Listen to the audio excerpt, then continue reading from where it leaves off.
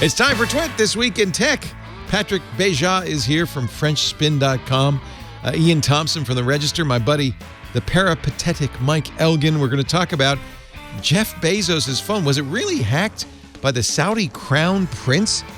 Apple is pushing back against the EU common charger standards. One and only one good thing about Brexit.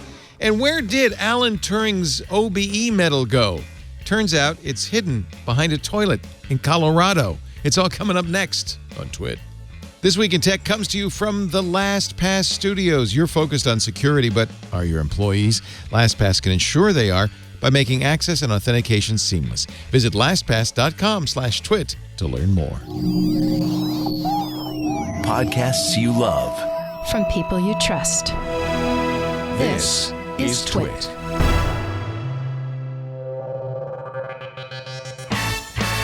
This is Twit, This Week in Tech, episode 755, recorded Sunday, January 26th, 2020. Somebody stole my Tams. This Week in Tech is brought to you by LastPass. LastPass is a personal password manager and identity solution for businesses that helps secure everywhere you work and live. One password gets you in, and LastPass will take care of the rest. Visit LastPass.com/twit to learn more. And by FreshBooks, the #1 accounting software in the cloud for self-employed professionals and their teams. Seamlessly create invoices from estimates in a flash. Try it free for 30 days at freshbooks.com/twit. And by Health IQ. Health IQ uses science and data to secure lower life insurance rates for healthy people like you. To see if you qualify, go to healthiq.com/twit and take the Health IQ quiz. It could save you up to 41% on your life insurance premiums compared to other providers. And by CashFly. Give your users the seamless online experience they want. Power your site or app with CashFly CDN and be 30% faster than the competition. Learn more at twit.cashfly.com.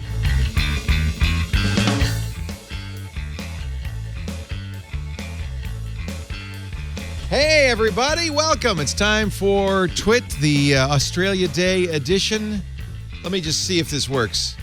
Aussie. Oi, oi, oi. It does. We have a bunch of kids from the Canberra Grammar School visiting us. Thank you for the gifts, some pictures and little kangaroos, and more importantly, Tams, which we are going to share with our panel. Not you, though. Patrick Beja, he's in Finland, the host at Le Rendezvous Tech.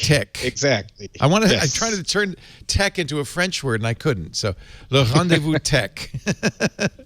Why isn't it Le Rendezvous avec les ordinateurs? It was too long. That was the original title, but then it didn't fit in the RSS feed. So yes, Le Rendezvous Tech. If you speak French and like tech, what are you even doing if you're not subscribed? Le Rendezvous Tech. There you go. And also, I'm really sad because I've never had Tams ever. Oh, they're so good. Wish I was there. What you do is you bite the ends off, and they become a straw, and then you could sip your tea through it, and it's just fantastic. So thank you to our friends from the Canberra School. It's great to have you, and happy Australia Day. I didn't realize, but it's Australia Day. They all have... Can you get a shot of them with their flags? They have the big flag and everything. Wow. How are the fires? Yeah. Are they calming down a little bit, or is it still a crisis? A little bit better? Yeah. Oh, it's a nightmare. So, Canberra. I'm practicing. Also joining me, Mike Elgan. He's from God knows where, all over. It's always nice when you come to the States to have you in studio. I'm from everywhere. Yeah, it's great to visit this exotic place called California. Great to be here. And it's great that, oddly enough, this county isn't on fire. So I don't know what's happening. Well, it's just the rain came, but it'll wait till next year. You were in Mexico City last? We were in Mexico. Well, we took a vacation to El Salvador for a couple of weeks over the New Year's That's where your Eve. Wife Amira's from. That's right. We visited some of her family. We're going to Mexico in a few weeks. And then we're going to be gone all year, pretty much traveling all over the place. Doing the Gastro Nomad thing at gastronomad.net. If you click the link that says experiences, you can see the upcoming experiences. Provence is next? The next one, well, Mexico City is next. That's sold out. Morocco's sold out. And then Prosecco, we still have some rooms, and I recommend that everybody join us in Prosecco because that's going to be... It's going to be so much fun. Pretty crazy. It'll be a well-oiled holiday. Yes. But no champagne, as Patrick was quick to point out. Just Prosecco. Also with us from just down the road a piece, but he's originally from the UK. It's Iain Thomson of the Register.co. We got a great international cast today. Yeah. You know, the Australia, you've got the Americans on 2, and then the old world is on 2. We're going to have some fun. And we have our Tim Tams and our Shapes from the... And our koala. Australia should be a new world as well, right? I mean, they're all prisoners of Her Majesty. Oh, no. Never say that in Adelaide. Never say it in Canberra. It's just like... There were some earlier ones, yes, who were convicts. In the early days. A lot of people moved down there. I've got relatives in Sydney and Adelaide who just moved down to the lucky country in the 50s and 60s. So beautiful. I love Australia. I do. But then I love France, and actually Patrick's in Finland. So we're from all over here. So welcome to our, are you guys going to have to run out before the show's over?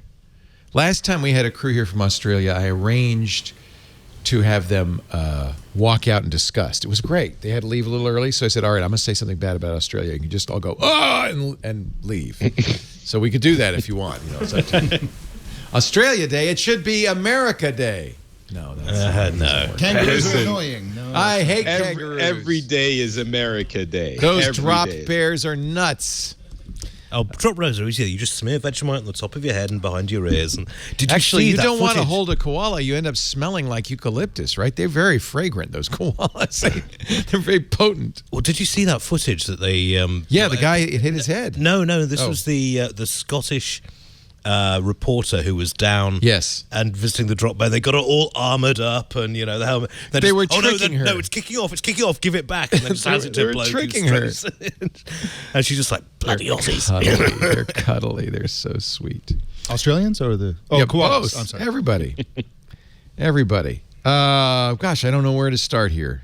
It's really kind of... we're still trying to get back into the swing of things after the holidays and then CES. And now it just gets a little calmer, a little quieter. Time for reflection. Surprisingly few cases of CES flu this year. Yeah, I Usually know. everyone comes back with conference cough, but I've only seen a couple of cases around. Me too. Aunt Pruitt did get ill, but it was much later, like a week later. So I think it might have had another provenance. Well, you know, California's going to go nuts now. We've got our first case of the virus in Los Angeles. Coronavirus is happening. That's the Yeah. new. That's the new. Every year there has to be one, right? Something that we're all freaked out about. Right. I guess because of international travel, and you guys are a perfect example of this. Stuff does spread faster than it ever spread before. So Yeah. Well, yeah, but they had a British doctor on. He goes, honestly, if you look at the death rates of flu on a really cold winter and you update them day by day, they look just as scary. So, you know. flu is much more serious. Get your flu shot. It's just there's no coronavirus shot right now. Yeah, that's exactly it. The thing that's freaking the Chinese government out and others is the fact that we don't understand it. And it could even mutate between now and the time we see Could it. be airborne. They Yeah. have no idea. How do you so get they're it? freaking All out. of that. Yeah. I choose not to be paranoid. We're just gonna. I'll get my mask later. Let's talk about Jeff Bezos. This is a really interesting story that has developed over the past week. Of course, you remember last year, Jeff Bezos, who was at the time married, was busted over his relationship with Lauren Sanchez, his new girlfriend. He's gotten divorced since. And you remember probably the National Enquirer attempting to blackmail him with pictures and texts from his romantic liaison. And he went very public with it, went to Medium, published an article saying, I will not be blackmailed. Here's what they're doing. It was great. I enjoyed it. And when you're the richest man in the world, you can do that, right? You don't talk about privilege. You can do that. Oh, well, again, I mean, not only did it give us some great headlines, which, you know, is what the Reg is about, but it was that just like, yeah, okay, publish and be damned. You know, it's you want to write this. I'm not going to submit to blackmail. I give a lot of respect. Good to for him. Bezos Yeah, that. respect. Then, at the time, the Enquirer said, we got it from Lauren Sanchez's estranged brother, who got access to her phone and then was able to get the stuff off it and send it to the National Enquirer. Gavin de Becker, well-known security expert, was hired by Bezos to do an investigation. That seemed to be the result of the investigation. And then all of a sudden, new news came out last week. A security firm that I'm not familiar with. Maybe you are. Was it RTI? Was that their name? FTI. FTI, that's right. FTI did an analysis of Bezos' phone and concluded that he was hacked by the Crown Prince of Saudi Arabia, Mohammed bin Salman, MBS. He was apparently in a WhatsApp conversation with MBS. At some point in the conversation, MBS sent him a file, which, according to this investigation, then exfiltrated contents of Jeff's phone to the Saudi prince, and presumably at that point passed it along to the National Enquirer. The FTI said we medium to high confidence on this. Yes. So, and a number of security experts, including Matthew Green and Alex Stamos, who used to be at Tech Security, CISO, Chief Information Security Officer at Facebook, who owns WhatsApp. He said this is a little suspect, this finding. and he's been very critical of Facebook, so it's not like he's just He's not defending his supporting feet. the company. Yeah. So for the news consuming audience at home, I want to clarify this from a news analysis perspective. So what we're talking about, all of this noise around this, is based on the claims, the unproven claims of a single person and theoretically his organization. You mean FTI? Yes. So this is one guy? To be fair, they did finger the Saudis a couple of months ago with the initial investigation, and that was from Bezos' own crew. Yes. But I take your central point. Yeah. Yes. Furthermore, we know that WhatsApp is vulnerable to precisely this kind of hacking. So that's not new. Even an iPhone, and Jeff Bezos had an iPhone 10, is vulnerable. So this is not impossible. Well, the way you do a forensic analysis on something like this is first of all, you have to decrypt the loader and all that stuff, which he didn't do. The best thing to do is to go to Apple. And this was the thing that puzzled Stamos and Green. Why didn't he? The keys would be on the device. Why did they not decrypt the bootloader and see if the evidence of the hacking? That's right. This massive amount of the story goes that he received this file, he opened the video, and then suddenly his phone just started pumping data out. The amount of data that was being pumped out supposedly is less than 500K. Yeah, so I read 500 megs in one case and 500K in another. I'd heard the his baseline data use was 430 kilobits. Exactly. But after the invention, that jumped up to gigabit levels. I see. So the baseline. So the baseline is even lower. Which also sounded really dodgy because if you're using a mobile phone, you're easily sending out more than 430. So that would indicate maybe this wasn't his primary phone. It was a phone he used just for WhatsApp, perhaps. Yeah. Well, okay, I misread that part, but the fact is that there's something fishy going on around FTI because they need to go to Facebook and or Apple or somebody else who will do a real analysis and find out what really happened. What we think we know is that he sent him a file and then his phone started acting funny. Yeah.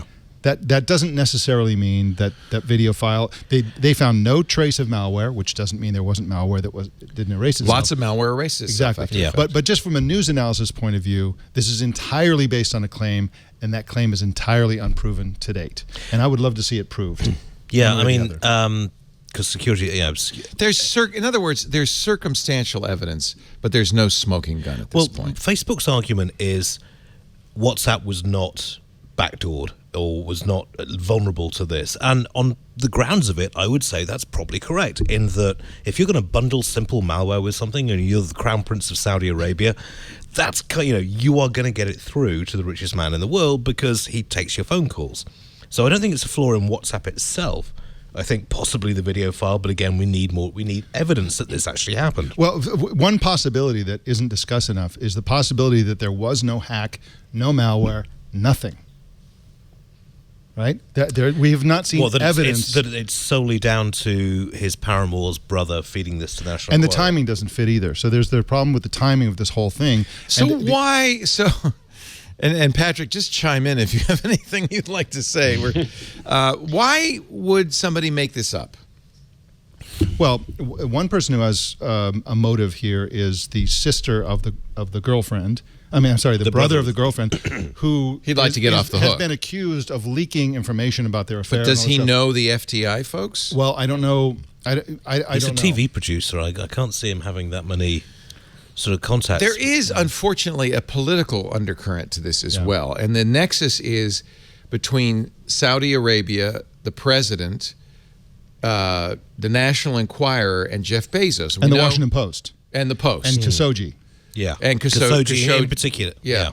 So we know that the president is not a big fan of Bezos or the Washington Post. Right. We know that Saudi Arabia is implicated in the murder of Khashoggi, a Washington Post I think implicated is going a little easy on them. Yeah, we pretty much know they there did were that. hacksaws involved. Yeah. We know that Saudi Arabia has a close relationship to President Trump because of military weaponry sold. Well, Saudi Arabia is also invested in the National Enquirer. They ran a very positive Saudi edition if you start tarring people with that brush, Saudi Arabia has invested in almost every Silicon Valley startup we talk about. This is true. Because their sovereign fund is a very active venture capital fund. All of whom hate Amazon. Oh, my God. So I guess if you're looking for motive, there's multiple possibilities. It's like Knives Out. It's like Knives Out. Everybody did Everybody is a suspect. Don't tell me I haven't seen it. Well, that's it. So that's interesting. Do you have a thought about this, Patrick? Well, it sounds outlandish. It sounds outrageous. That's why it that sells the actual, copies of the newspaper, because it's great. The Crown Prince of Saudi Arabia hacked the world's richest man is a great story. But the thing that is really surprising is that the case that you just laid out, which is the case that everyone is laying out, does make sense. It could actually be a motive for, of course, the Secret Service of Saudi Arabia to go to MBS and tell him, hey, if you want this done, maybe we can do it like this, and he might agree. It wouldn't seem completely outlandish that would actually take place, which is why this story kind of has legs with all of the caveats we need to apply. Yeah, it could make sense, and it's so outlandish that it shouldn't, but it kind of does. So I guess that's the world we live in. We live in, unfortunately, a post-fact world where it's very difficult to get to the truth of anything anymore. Which is precisely why we need a real forensic analysis. The evidence is sitting there on somebody's desk. Yeah. And everybody's speculating and on these. Why really would we care? Somebody in the chat room saying it's just a rich guy being hacked. Why would we care? No, wait, no. What? No. This is an attempt to manipulate one of the richest people in the world, and so that means one of the people who has the most power in the world. And furthermore, owns a newspaper that is currently at odds with the President of the United States. Yes, obviously we care. This is why it's a big story. Yeah, I mean, the fact that they were... Okay, for me, the thing that got this was, if this was going to work, then the Crown Prince of Saudi Arabia must be sending out malware. Now, we haven't worked out who it's from. NSO Group's been mentioned, Gamma Group's been mentioned. There's a whole bunch of companies who will cheerfully sell to governments decent quality malware capable of getting through most mobile phones. But it's just, a bloke gets hacked, but why are they doing this? And the fact that Bezos went so public with it, he's definitely not going to lay down and take this one.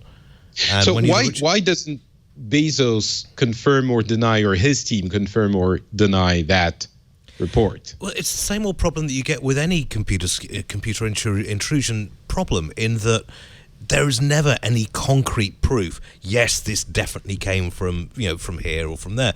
I'm still hearing people saying, with very little proof, that, the North Koreans are responsible for this, or the minute you hear advanced persistent threat, that's basically an excuse for a security company saying our code didn't work.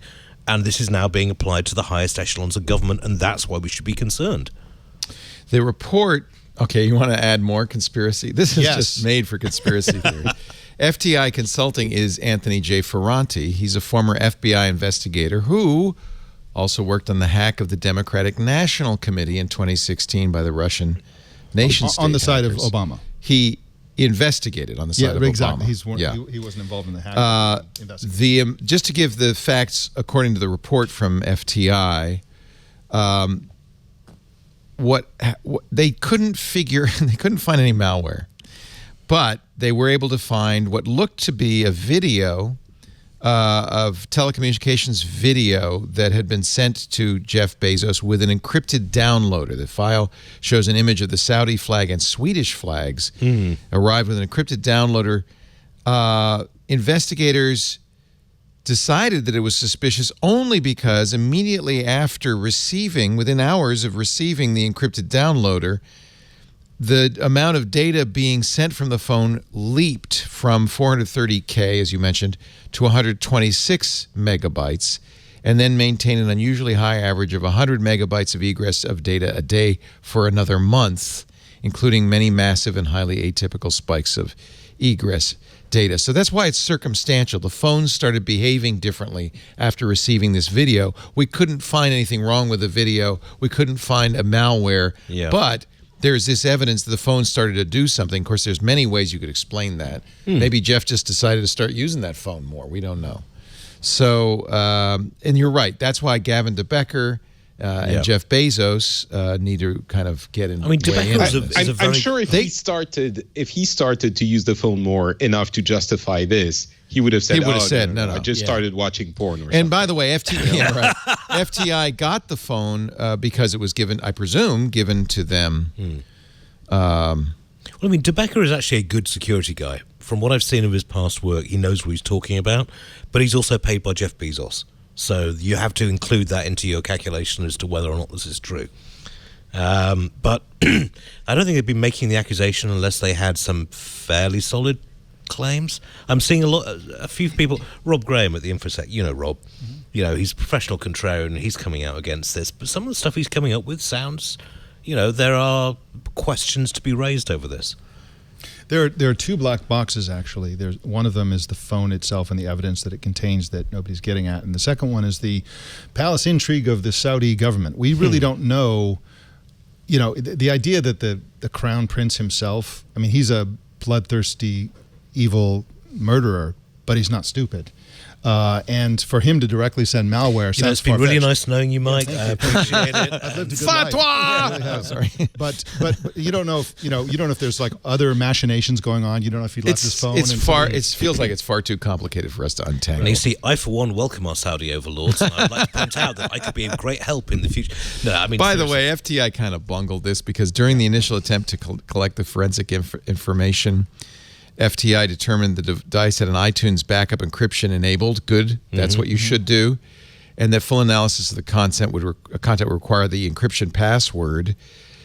Now, apparently Bezos or whoever backed it up never gave them that password because then the investigators, quote, tested options for bypassing the password encryption. We don't know of a way to do that, and ended up resetting all settings on the iPhone 10 to factory default, thereby removing any encryption password while preserving the file system and relevant data.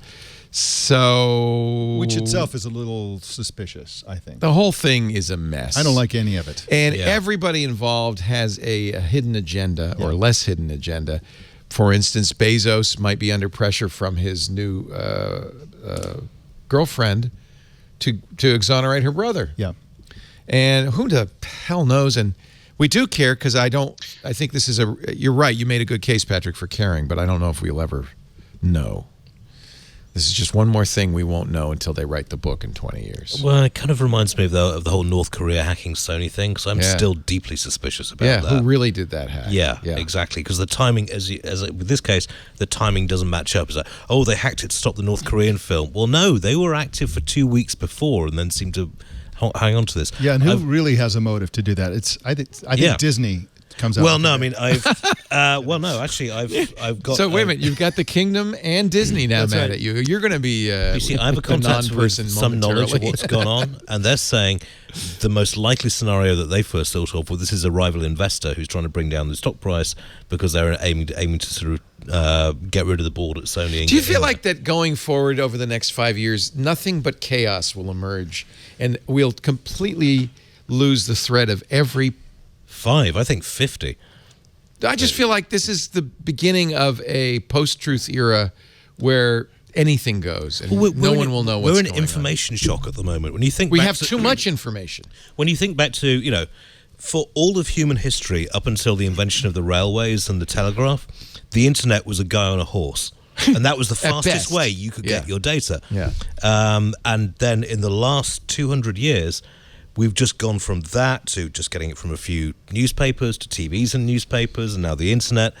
And there is some very interesting psychological research saying that human beings cannot handle that level of information. And I intuitively, I disagree with that. I think we need to evolve the way we think about things. And one of those things is we need to embrace the power of ignorance, Leo. So here's what I mean by that. What is the power of ignorance? So people are walking around after reading all these stories, and in their minds just they're baffled. thinking, oh, the Saudi crown prince hacked Bezos and tried to blackmail him. That's what they think. That's what happened. Yeah. Okay. That's probably what you would conclude, given what mainstream reporting has said. Exactly. But there's no reason to conclude that other than lazy thinking. What we should be walking around saying is, these people claimed X. Somebody else claimed Y. Yeah. We don't have the facts to really know which is true, but I know that they claimed this and they claimed that. End of story. I am ignorant about what actually happened. That's what I just did. That's what we just did here today. Be comfortable with the ignorance.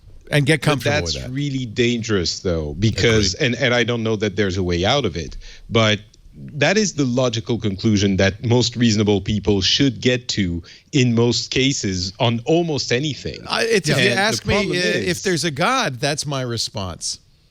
No, but there's lots of honestly, conflicting evidence. I don't know.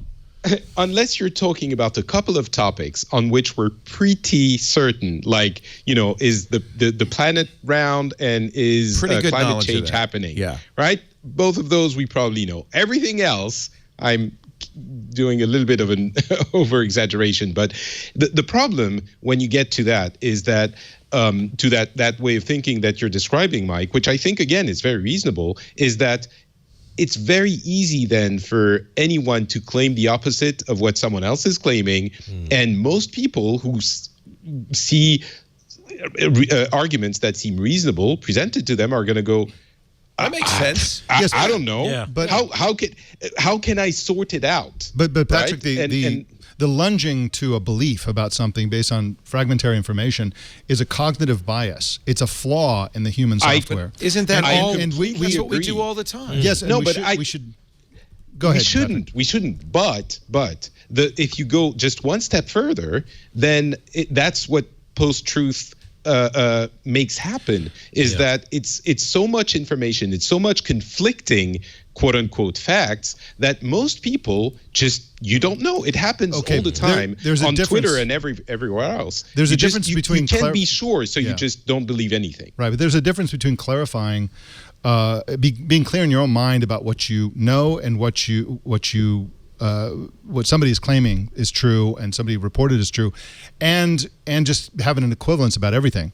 If Breitbart reports A and the Wall Street Journal reports B, I'm gonna give it to the Wall Street Journal until. But what you're saying is you should have some buckets. You shouldn't. There isn't just true or false. There are more buckets. Yeah. With I have some information, I'm leaning this way. I have no information, no one can know.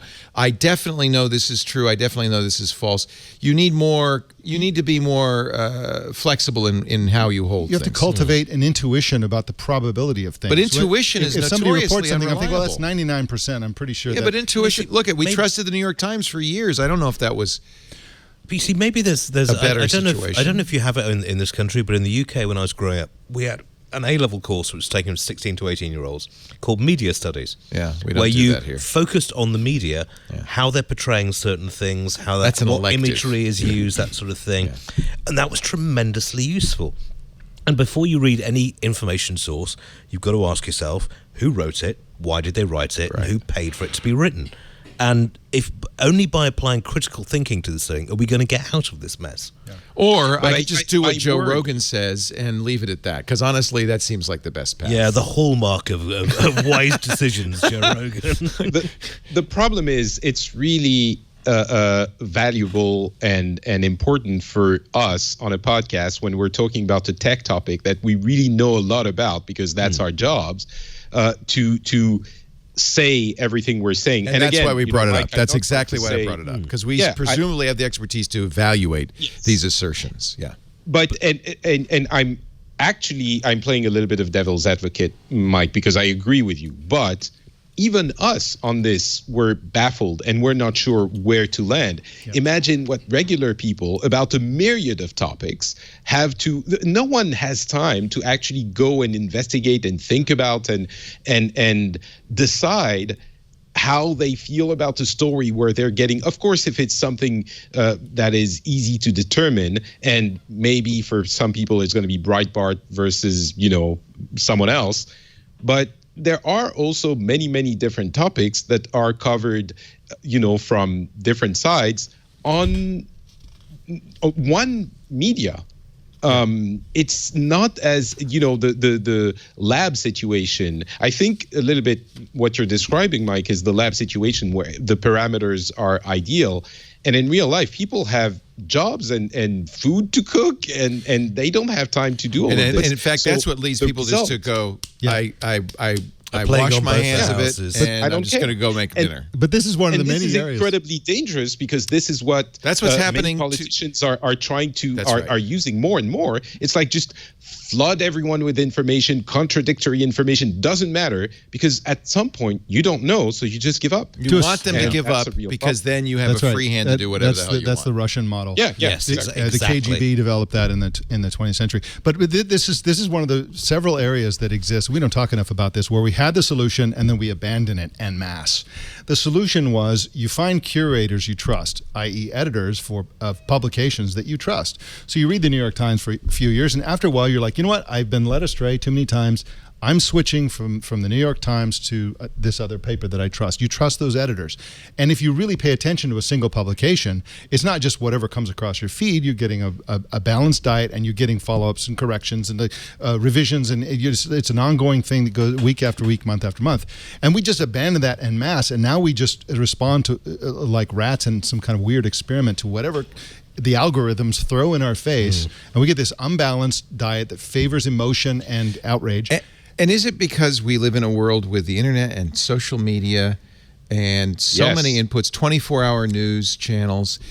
And I think maybe the most healthful thing you could do is move to Finland. And cancel your internet subscription. I just read an article by a guy who says, I no longer read daily news, watch social media. I don't do Twitter. I don't do Facebook.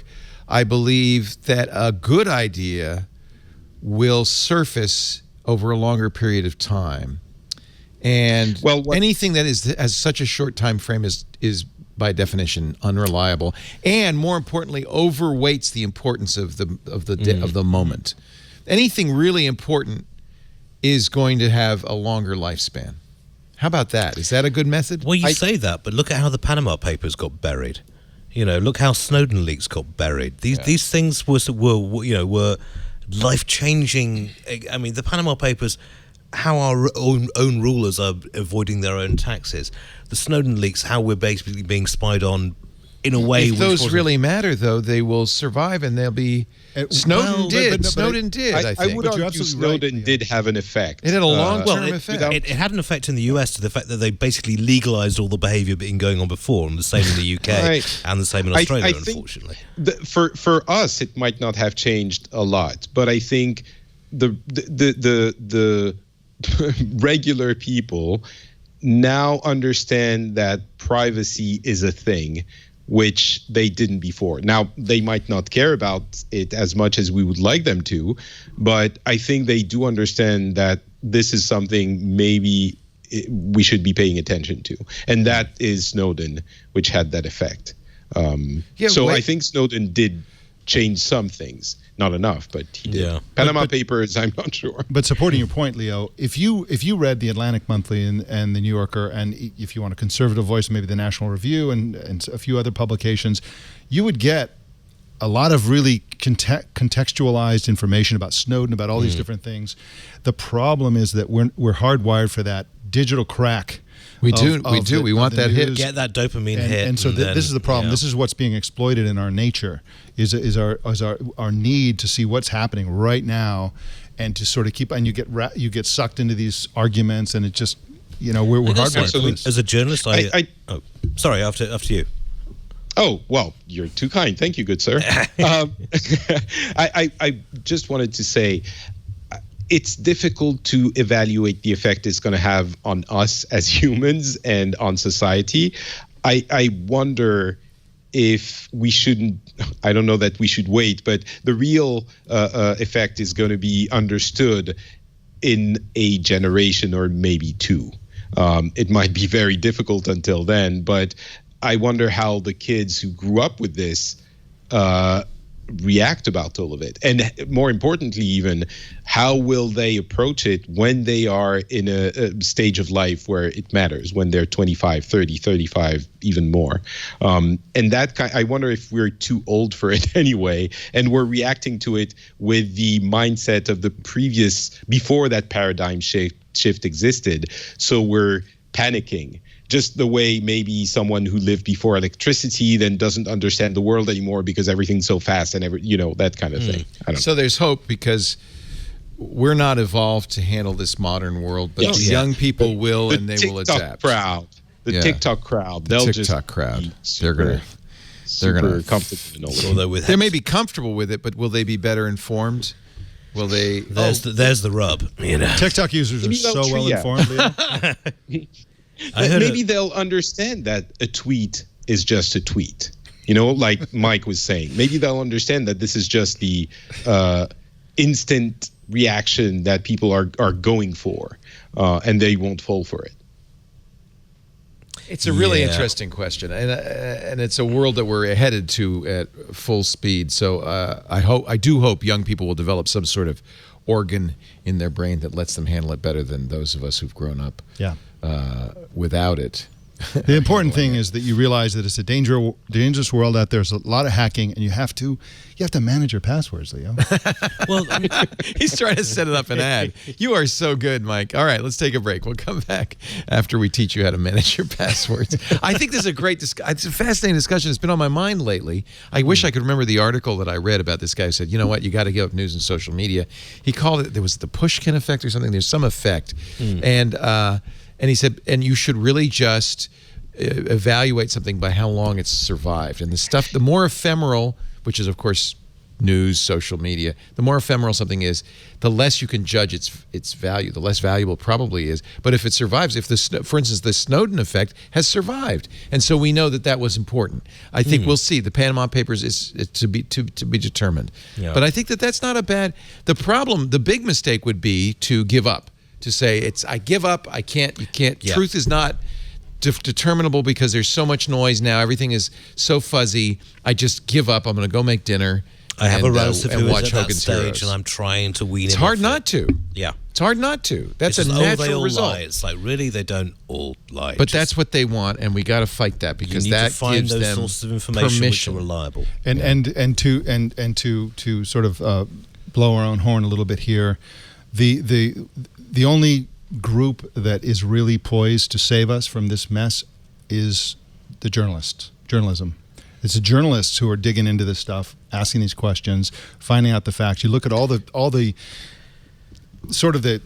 liars and the political cheaters have turned radically pro in the last few years, and there's this massive new world of super sophisticated propaganda, and it's the journalists who are uncovering the facts about all this stuff. And so it's really unfortunate that journalism has such a bad reputation. I think we're down there with dog catchers and what is it? Oh no, we're below insurance agents at this point.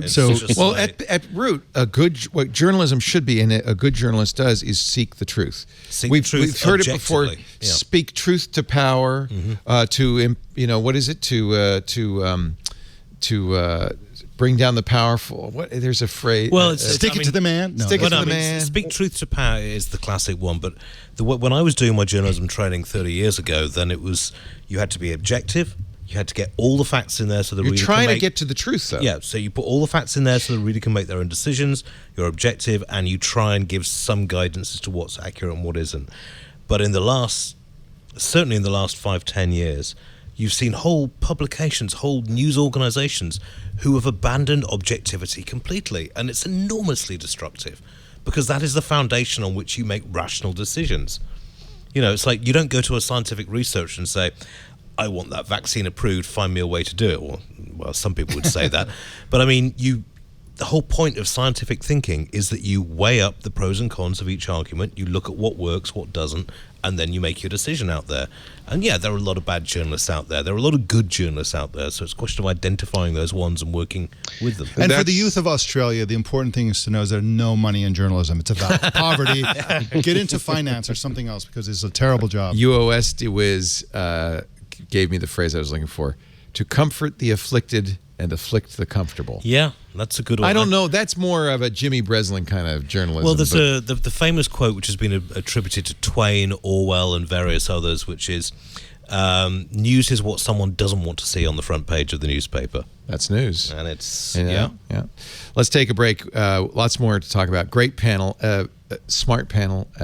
Love that. Iain Thomson from the register.co.uk. Our gastro nomad, Mike Elgan, and Patrick Beja from FrenchSpin.fr. And it is an honor to have all three of you here. Our show today, you probably noticed, we're coming to you from the LastPass studios. It's a kind of a nice thing to have, to sell the naming rights for the studio to a company that I've used and believed in for more than a decade, long before they were an advertiser. I feel like it's almost a public service announcement to tell people, use LastPass. You need to have a better strategy than writing your passwords on Post-it notes that you stick to the side of the screen. You need to have a better strategy than using the same password over and over and over on every site, or making it your aunt's maiden name and your dog's birth date. Those don't work. And in this day and age of breaches, where a password you use on one site can suddenly be available to a hacker to try on every site. This is just a strategy for disaster. LastPass solves the problem by helping you create long, strong passwords, storing them in a vault that only you have access to, that's only decrypted on your devices, never anywhere else, and then letting you get access to all of that by just remembering one password. Imagine if you only had one password to remember and yet had a strong, secure system to have passwords, unique passwords for every site you visit, every app you use. That's LastPass. 17.8 million people use LastPass. That's individuals. Businesses, too. We use LastPass Enterprise, 61,000 businesses. And if you think about it, if you're a business, you need LastPass because your employees are the ones with all these bad habits. They've got the keys to the kingdom, the keys to your bank accounts, your databases, your website. You need to lock those down. LastPass is an award-winning security solution that helps individuals and businesses navigate their online lives easily and securely. We use LastPass Family at home because it's very easy for me to share passwords. I just drag it to the shared folder. So anytime I create a new password or a new account that Lisa needs access to, I drag it there. LastPass Families also offers emergency access. Very important. If anything should happen to me, my wife and my daughter would both be able to request access to my vault. And, there's certain security features built in that make sure that they can't do that unless something's happened to me. But I know you don't want to think about it, but vital to protecting your financial assets should you become disabled or die. There's also LastPass Premium for a single person. There's LastPass business plans like Teams, Enterprise, MFA, and Identity. I love the single sign-on that LastPass offers that does something normally impossible to make you more secure and make it more convenient. Strong passwords. I keep everything in my LastPass vault because it's the most secure thing on my drive. I have lots of various crypto solutions, but the LastPass vault is where I put my driver's license, my social security. When I travel, my passports are in there. Our corporate credit cards, everything I need can be stored in LastPass because only I have access to it. And by the way, it works everywhere I work. Windows, Mac, Linux, iOS, Android. You're going to love LastPass. If you're not using it, use it. If you are using it, tell your friends and family to use it, and tell your company to use it. LastPass.com/twit. You need LastPass for amazing features that improve security in your business, in your home. LastPass.com/twit. It's a public service announcement. Quick thing about LastPass. One thing is, since you named the studio, there's like 150 hackers outside, and they can't get in. It's amazing. It's really made it more secure in the studio. Yeah. But if secure, I write about cybersecurity as one of my jobs, and if people are confused about the complexity of security, there's three things you need to do. You need to use VPN like ExpressVPN, which is fantastic, which is what I use. Another sponsor. You need to use two-factor authentication for everybody who offers it. And I use it. And not SMS two-factor That's right. authentication. That's right. We know that because those SIM swap attacks are. But I carry a They're YubiKey really- on my keychain. Right. That is a great way to do I'm on that. the Google Advanced Protection thing. Me too. Yeah, I turn on And the advanced third thing is use LastPass. And don't just use it for passwords. Let it create the passwords. You never even need to know what your passwords are. Let LastPass create your passwords, but use it for all those other things. Put your credit card stuff in there. Yep. Put your everything that you don't want anybody to get in. Put it in there. There's a place in there for it.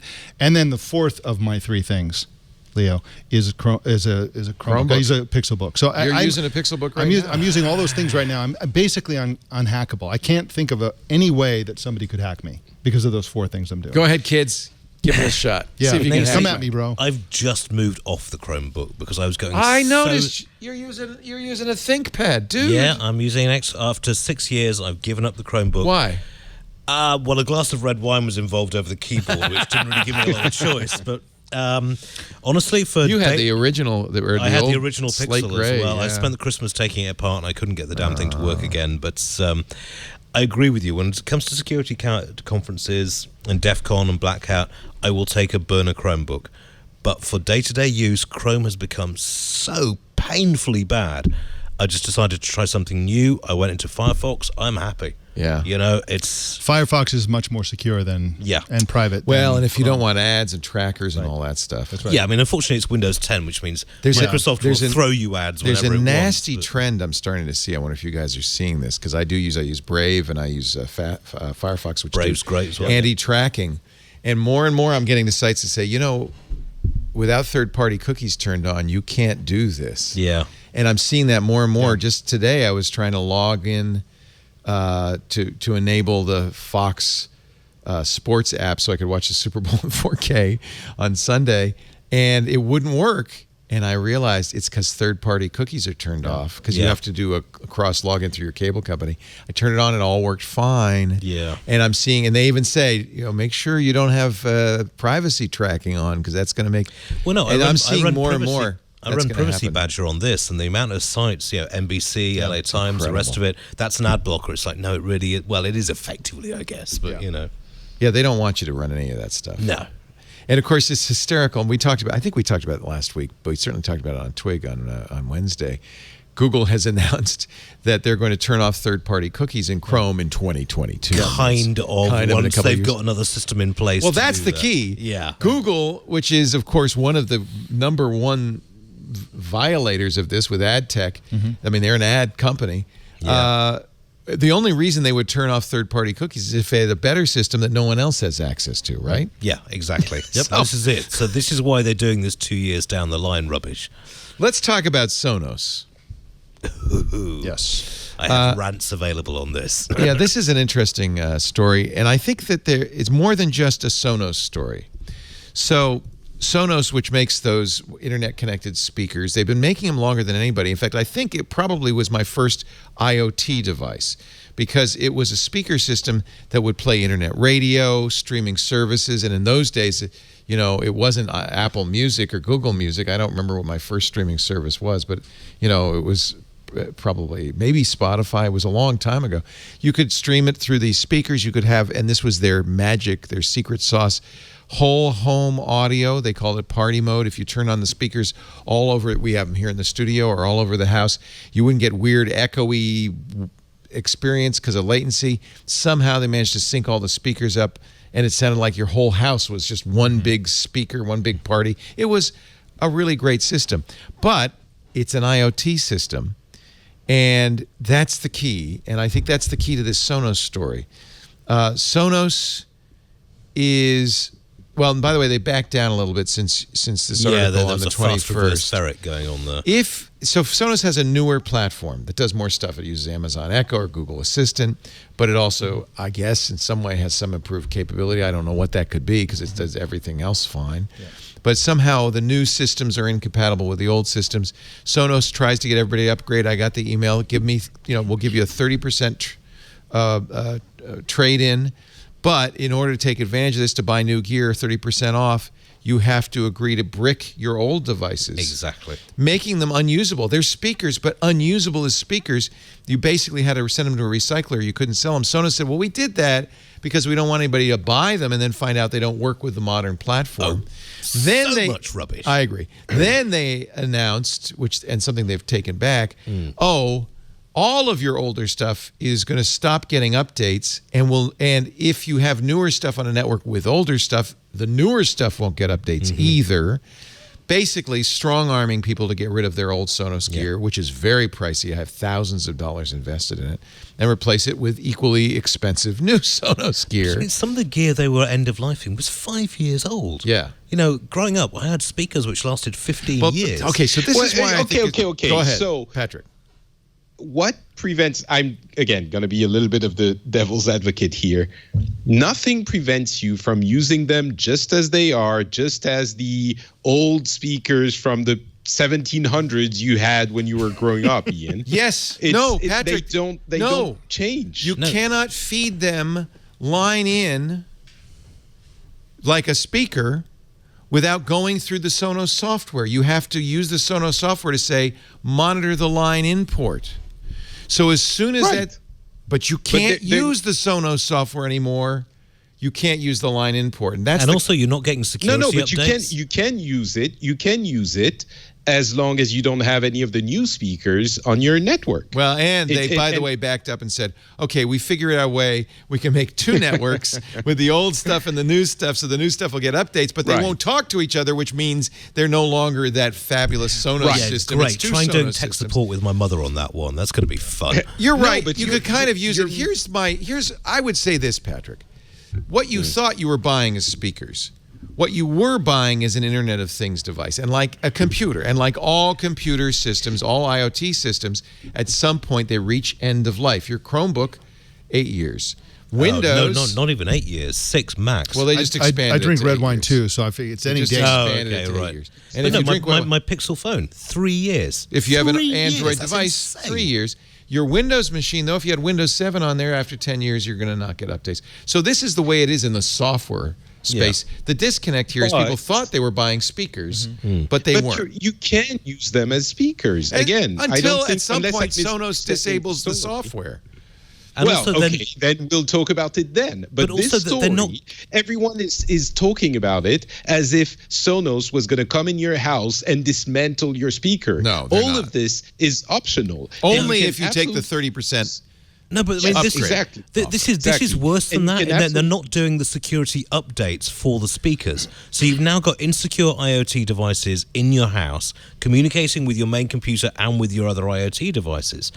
Effectively, yes, you can carry on using them, but it's a you can't carry them on because you'll be insecure. You'll have another issue. What you're talking about, Iain, is the support for those speakers, which is a different issue from the problem of not being able to use it with your new gear. If, Patrick, there were a wire, and there may be a wire I could cut in there that would make the line in go directly to the speaker without interference from the software, I could disable the software so there's no security flaw, then it's a speaker. Don't cut the green wire because it'll all explode. No, it's the red one. No, it's the green. No, it's the red one. Then it's a speaker. But I don't know if you can do that.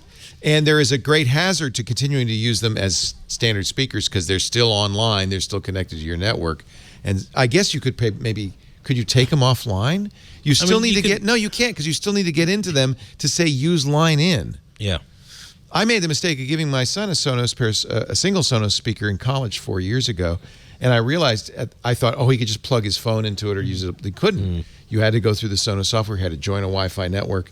I suspect that's still the problem. So what you should do, and the right thing from now on to think about, is decouple software, computer stuff from durable goods stuff. Buy speakers that are dumb speakers. Buy a TV that's a dumb TV.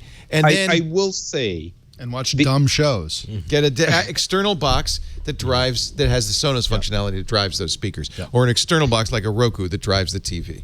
Yeah.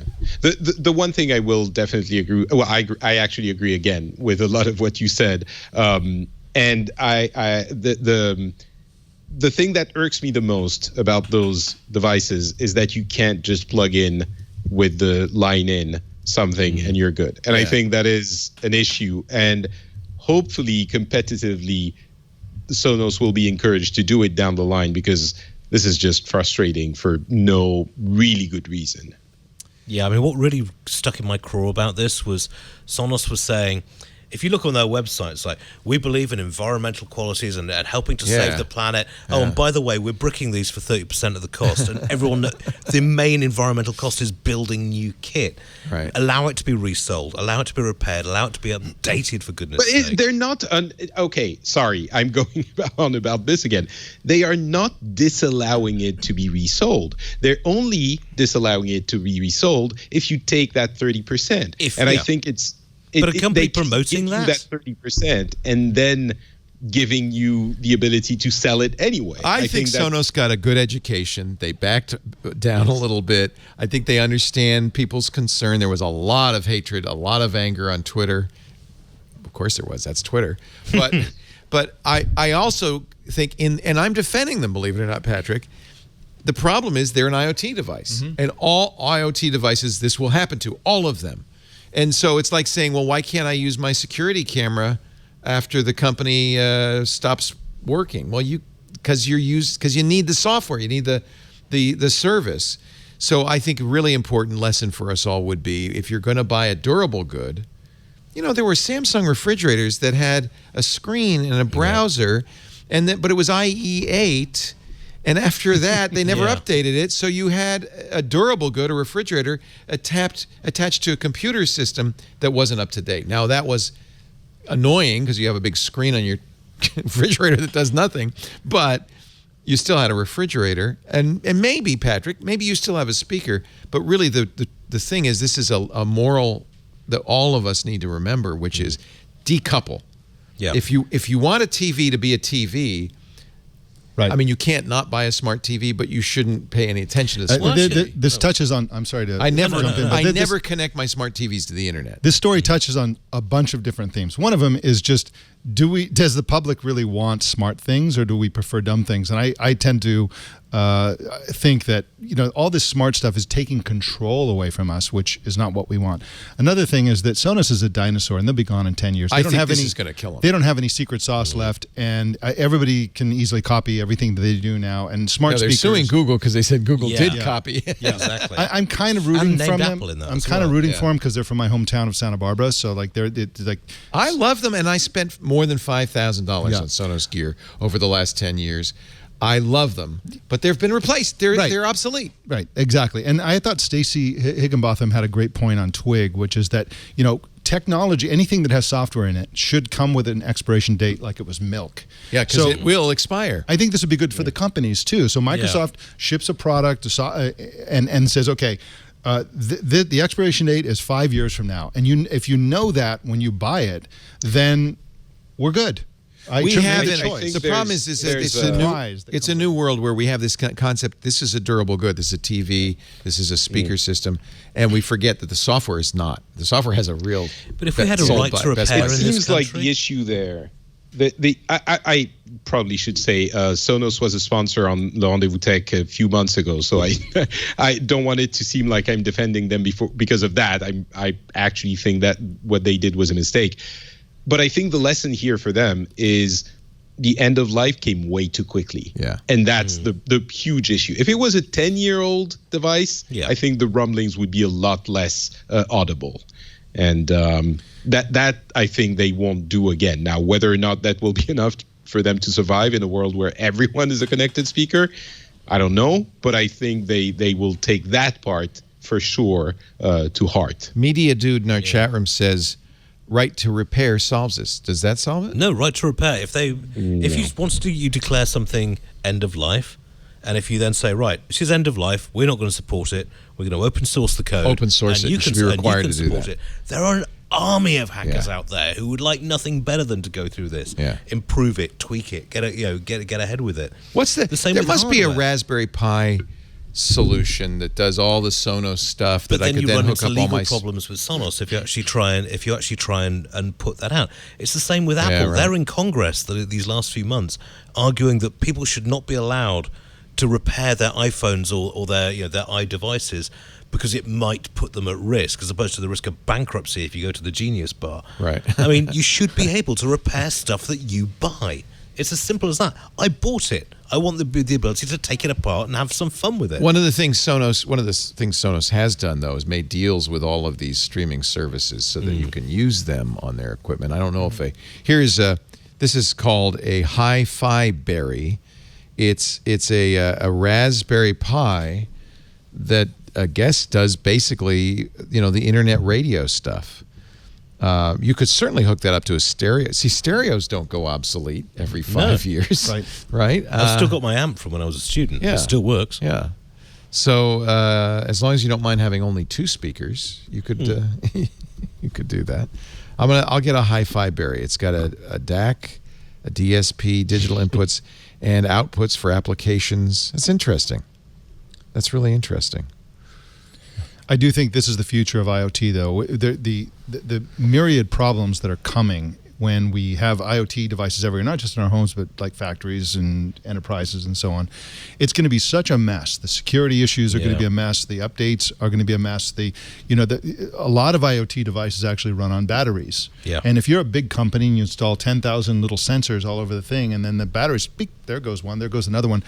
AirPods is somebody going to go around changing batteries? AirPods are a good case in point. Yep. They're just not going to, 2 years, the battery dies, there's no replacement. That's it. It's done. That's right. Here in California, we've had the power company taking down power for 2 or 3 days at a time, and that all goes into it. I mean, people are, I particularly after I come on these shows, Leo, people are just like, you don't have any IoT devices in your house whatsoever. It's like, no, it's like, but you're a technology journalist. It's like, yeah, that's exactly why.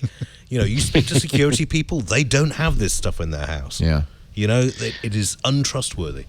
Or they do their own, roll their own with their own operating systems with their own source. Firewall and their own locking down on the system. Yeah. Because one way to address this a little bit would be to do something that I think half of the panel will dislike, and the other half might be in favor of. Make it a legal requirement for companies to specify on the box how long they support the device. Yeah. And I think that a is sell-by number date that or a dead-by date. A dead-by date, yeah. And when you see that some phones have, 5 years guarantee or 6 years guarantee support, and others have 1 or 2 or 3, that would affect a lot of things significantly. And the industry would love this too. And I support what you're saying. And like I said earlier, I think an expiration date would be great, and we should all push for it. There should be a movement in favor of that. But it's a little bit like the, I don't know if you read about the jaywalking laws. Jaywalking laws existed because when they first started having cars on highways, people were getting killed because they didn't understand how fast they went. And the car companies were like, let's have jaywalking laws. Let's make it their fault. You're not supposed to walk on the street. That's why the people are getting killed. And so this would be the same thing. If they put expiration dates, they'd be off the hook. You bought it. It said right on the package, 5 years. 5 years went by, yeah, but we're people out. don't know, though. People don't know. I think if you put it, it's like the information about energy consumption that is required to be on any device you buy now. We're discussing something which is a little bit similar maybe to what we're talking about. Repairability indexes in France are going to be on the boxes. And I think there is an element of consumers not having the information, so they can't make the decision. And if you don't tell them that their device is not going to be updated and going to be dangerous in 2 years, that is an important piece of information to have when you make your purchase. And it invokes a lot of competitivity, which is currently not being put into the game. And so companies can do whatever they want with that because it's not part of the conversation or the purchasing decision. Do you support the EU's charging brick? Damn right. Rules? So it's a little bit, it shows the mismatch between the time it takes to make legislation work and the speed with which the tech industry works. When the EU proposed these rules, there were something like 30 different charging standards. We're not talking about the connector. In fact, early on, these news stories implied that it was something about the lightning port. No, we're talking about the charging brick. Yeah. There are now 3, but nevertheless, there's several, what was it, 61,000 tons of we've all been in charging bricks in the landfill every year in the EU. We've all been in the industry. We've all got that box of cables and power bricks. Yeah, there was a great which Wall has Street been Journal hanging around. story about that. It was wonderful. We all have the box. Yeah. Yeah. You know, and they all winding into each other like Medusa's hair, and it's just... And you'll never have anything those go with again. I spent half a day this New Year's trimming through my electronics, and I got it down to just the last box of cables. Nice. And then you're just spending half a day. Does this work in that? Right. Okay. Right on that. What's that for? And I still ended up with half a bunch of things you've got to throw away. They turn into landfill, and you can do nothing for them. A standardized cable makes sense for everyone except the company that produces the one that doesn't. Looking at you, Apple. I'm not sure that the EU proposal will do the trick, though. I think what law would be required is to have a law that says that charging cables have to be sold separately at a separate price, disincentivize the purchase. Because even if you have perfectly standard cables, if every device comes with yet another cable, right? If it's in the box, it's not the cable; it's the brick. The brick, right? If every device comes with a charging brick, well, that's why you then have how a have you solved standard. the You have problem? Type C on the brick end. So if every charging brick just had a Type C port, Yes, but if every product comes with another brick, then you haven't solved anything. You have to No. You have to take that brick out of the package. you're exactly right. But Otherwise, you then don't run make into less the bricks. Batteries You're right. not included method of problems with Christmas, where it's like you give someone this toy and its batteries not included. It's the death knell of Christmas. Yes. because you're going to have a screaming child, and there's nowhere to buy batteries on Christmas Day. It would suck, and it wouldn't be as convenient as having the thing come in there and everybody would hate it, but that's how you would solve this problem. What I'm saying is that the problem is there's the 1-to-1 ratio of devices that need charging bricks and charging bricks. It's 1-to-1, and if you make that charging brick standard and they still all come with a charging brick, you have exactly the same problem you had before. Exactly. I think in the That's a good case of idea. chargers as well, it after about 2 days, everyone has a charging, a charger anyway. So I don't think it's as bad as the batteries not included problem. We all have 15 million chargers anyway. We all have this box, right? This is the Wall Street Journal. Admit it. You have a box of cords you'll never ever use again. Yeah. Electric gadgets fade away, but they're cables, and it's not just cables. It's those power bricks live on. Fun tip: the inside forever. of toilet rolls are really good for storing cables in. You sort of wind them up, you jam them into the inside of a toilet roll, you write what's on it on the outside, and you can stack them up really Much easily. more tidy for your box of cables. So do you think there's anything to Tim Cook's claim that freezing in time the charging port? Because again, I don't know that we've made it clear. The EU wants every manufacturer, especially phones, to use a USB-C port on the charger. Now, Good. what they do on the phone, whatever they want. But on the charger, they have to use a USB-C port. Good. And Tim Cook was saying this would, if you freeze that in time and no one can change it ever, well, that's not exactly what the EU wants to That's do. not but what they're saying, then you stifle innovation. Tim Cook's full of it, and here's why. So Apple would be able to support any standard on the phone side, and then they can innovate any way they like on the brick side in a way that supports the standard, and that would be a value add. He just wants, Apple has. He makes so much money on these accessories. Yeah, absolutely, and they want to put microprocessors in things. Here's the counter example. It's not a great counter example, but we have a standard for the plug sockets in the wall in the United States. Unfortunately, it's different in the UK and Finland and everywhere else. But at least there's a standard that has not stifled the innovation in plug sockets. No. Okay, but if we had that law, again, I'm the... Imagine if we had. on all of it. Imagine if your house had 5 different kinds of plug sockets to accommodate the devices that you want to on the plug chargers. On the chargers, if we had that law, in 2012, it would be, I don't know, USB-A or... Well, yeah, that's why you update it. But laws evolve. That's the thing. You can say, right, in 18 months or 2 years' time, we're going to move from USB-C to USB-D. There's actually a good example for this. In the EU, they originally did say that you had to have the same connector on every phone. It was micro USB, which was crappy. But they've now updated that, right? Type-C is acceptable. Is that right in the EU? Yeah. So they've updated it. And I'm glad because until that EU law, every phone, every computer, every device had a unique connector. and none of them matched. I have phones I can't charge in my museum because I don't have that connector. And that's, by the way, what led to the cable box. This fear of, I'm going to never be able to charge this again if I lose this cable. Exactly. I can't throw out any of these cables. In defense of Apple and Tim Cook, I don't trust the EU to pass legislation that is wise or that will actually work in the real world, considering all the things that they've there we go. Hang on, it has in the past. Not in terms of plugs. In terms of like, Well, no, they insisted on the micro USB standard. That which worked. Did an awful lot to cut And they down updated e-waste. it. And they updated it. right, but I'm talking about in general. Like, for example, their right to be forgotten rules. Look, legislation is an imperfect technique. Regulation in the EU is no worse or better than regulation in the United States. Exactly. It's an imperfect I think technique. it's better. But we I need it. would disagree with that strongly. Really? Seriously, you and who were the Patrick. people who held Google to account? Who were the people who held Microsoft to account? It wasn't the US government. You know, it was only the EU stepping in on We things would not have like had the Internet browser Explorer. ballot without the EU. We wouldn't have had the browser ballot. Google wouldn't have been held to account for skewing their search results. Wait. So the idea that a US regulation, it's a joke. Google hasn't been held to account. They're still doing. Well, they're still arguing over 98% of what they were doing before. And when I go to Europe, using the internet is kind of a nightmare.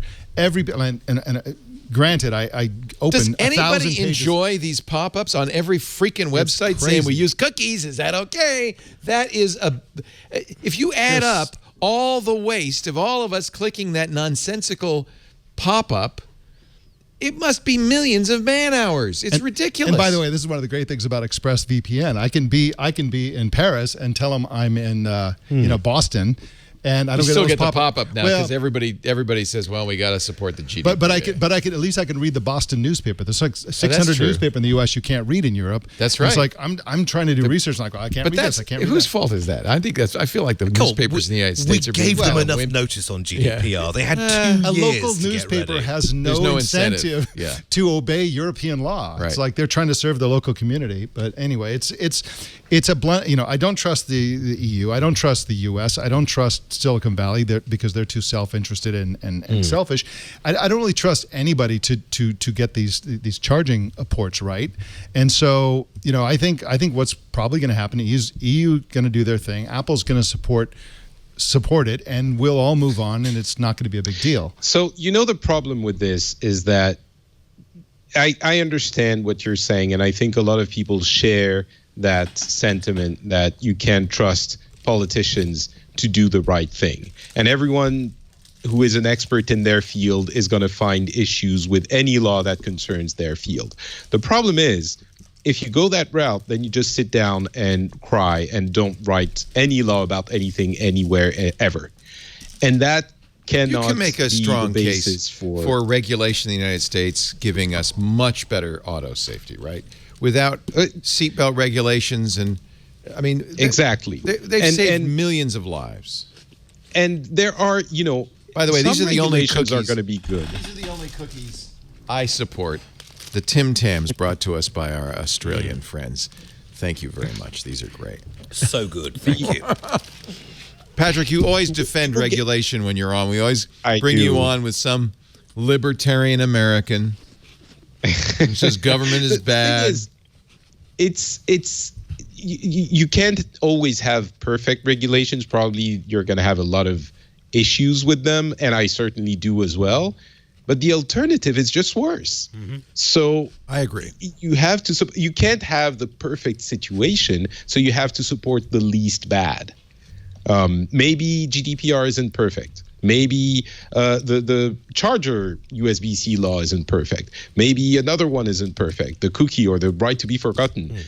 But if you hate all of them and tell the government don't legislate anything, then you end up in another extreme, which I think is the US, where there are a lot of serious issues, which we're talking about all the time on these shows.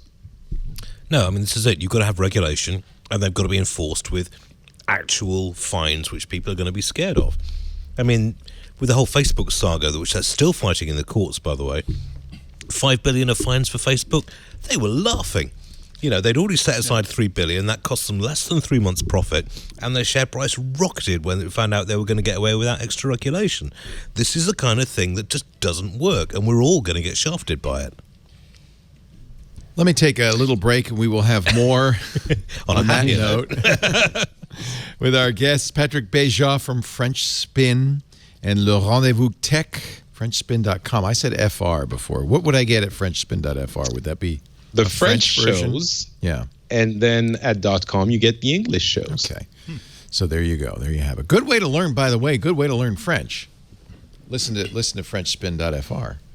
Yes. Yeah. And on Le Rendezvous Tech, I am usually the right-wing nut that defends Wow. the Silicon Valley. It's all relative, isn't it? Isn't there a strike going on in France right now? Oh, yes. There's always a strike going on in France. This one, But that one is the strike. Yeah. what strike is it? The government is trying to reform the retirement system, and it's not going over well. The strike has been going on. It's not a general strike, but a lot of the transportation is on strike, and it's been going on for 5 or 6 weeks now.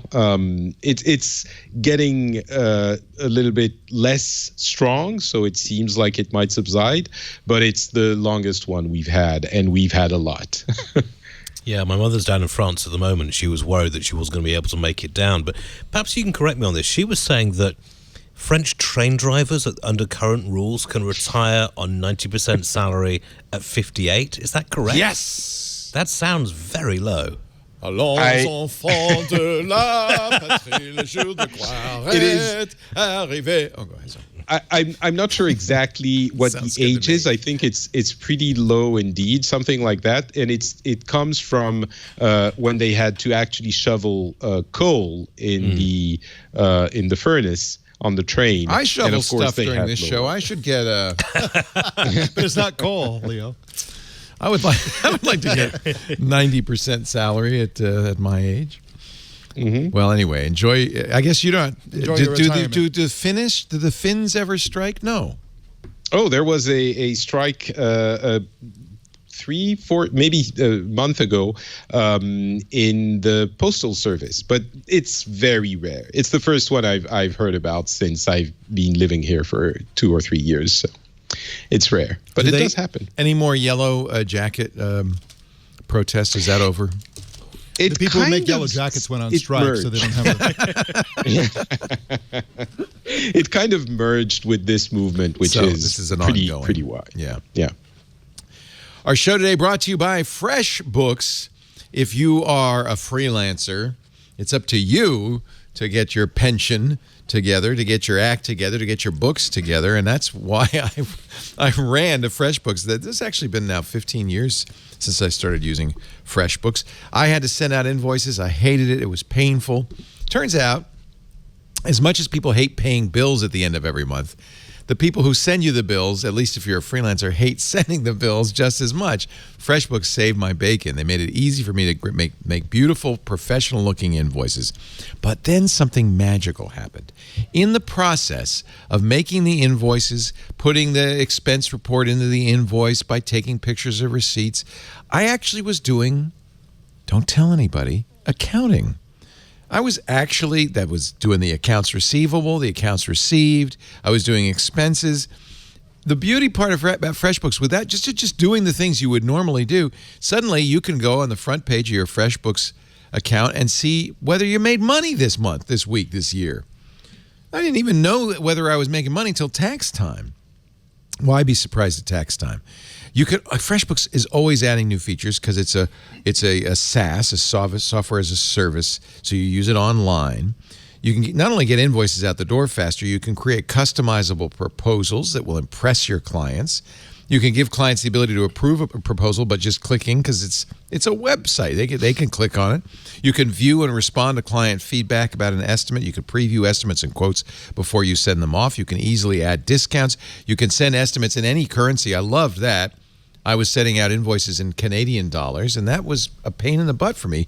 FreshBooks took all the pain out. They just said, no problem, we convert it. Create and email an estimate from anywhere within the FreshBooks mobile app. The mobile app is fantastic. That's how you take pictures of your receipts. And then you get these reports, just without doing any extra effort, that show you just what you need. Color-coded breakdown of spending, a summary of the most recent activity, profit, loss, sales tax, Coming up on tax time, you're going to need to know how much sales tax you paid so you can take that discount. That saves you money. FreshBooks will pay for itself, honestly. Accounts aging, payments collected, all that accounting stuff, I don't even know what it means. You don't have to. It just works. And by the way, don't forget, your private data is their top priority. Of course, protected by 256-bit SSL encryption. They store everything on secure servers. You can feel confident running your business knowing you have the help of FreshBooks and that they're protecting everything online. And the best thing, Leo, the best thing of all. Do you use it? I use it for everything. That's the only way I do invoicing. But you send an invoice, and you always think, what if they, what if it, sometimes the email. What if it gets lost? I send it via email as an attachment, but it tells you below the invoice, okay, they opened it. Yeah, you know when they saw it. Yeah. They frowned a bit when they saw the amount you're charging, but then they went ahead and printed it and submitted it. You see updates. You also get paid fast because they can pay in the invoice. They hate paying bills, right? Everybody does. Right. But if it's easy, it gets it off their desk, so they just pay you right away. That by itself helps a lot. There's no guesswork.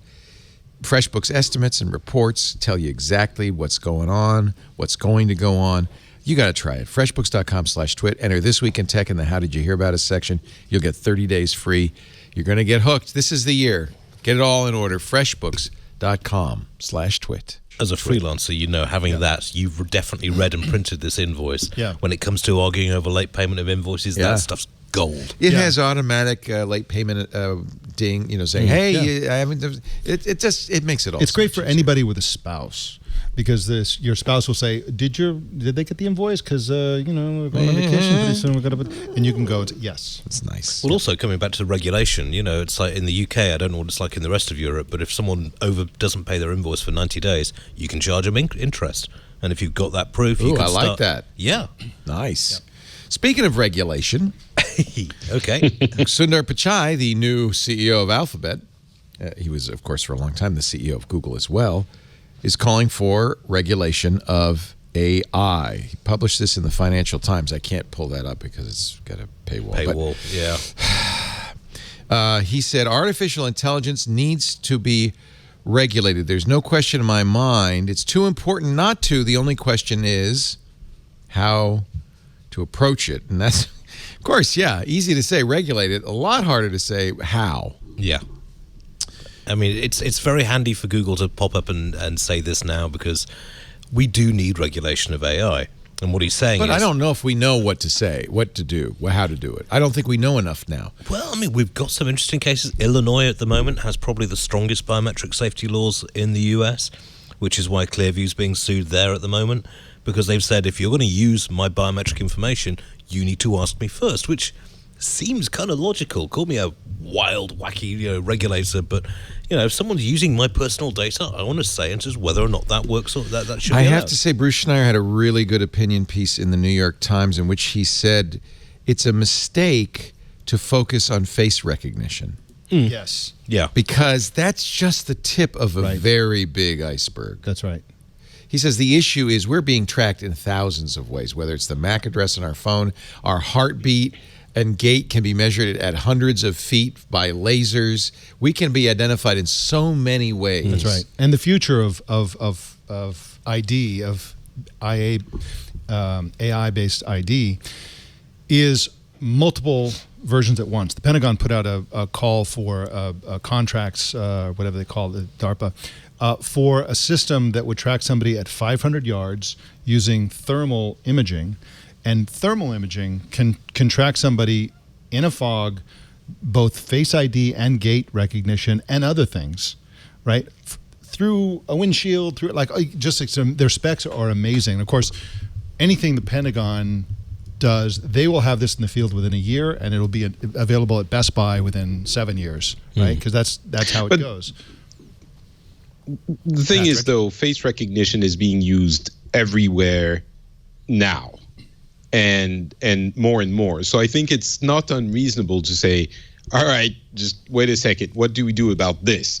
And down the line, maybe it's going to be 5 years from now, there are going to be other ways to track people as well, and maybe we need to address them then. But if you just let facial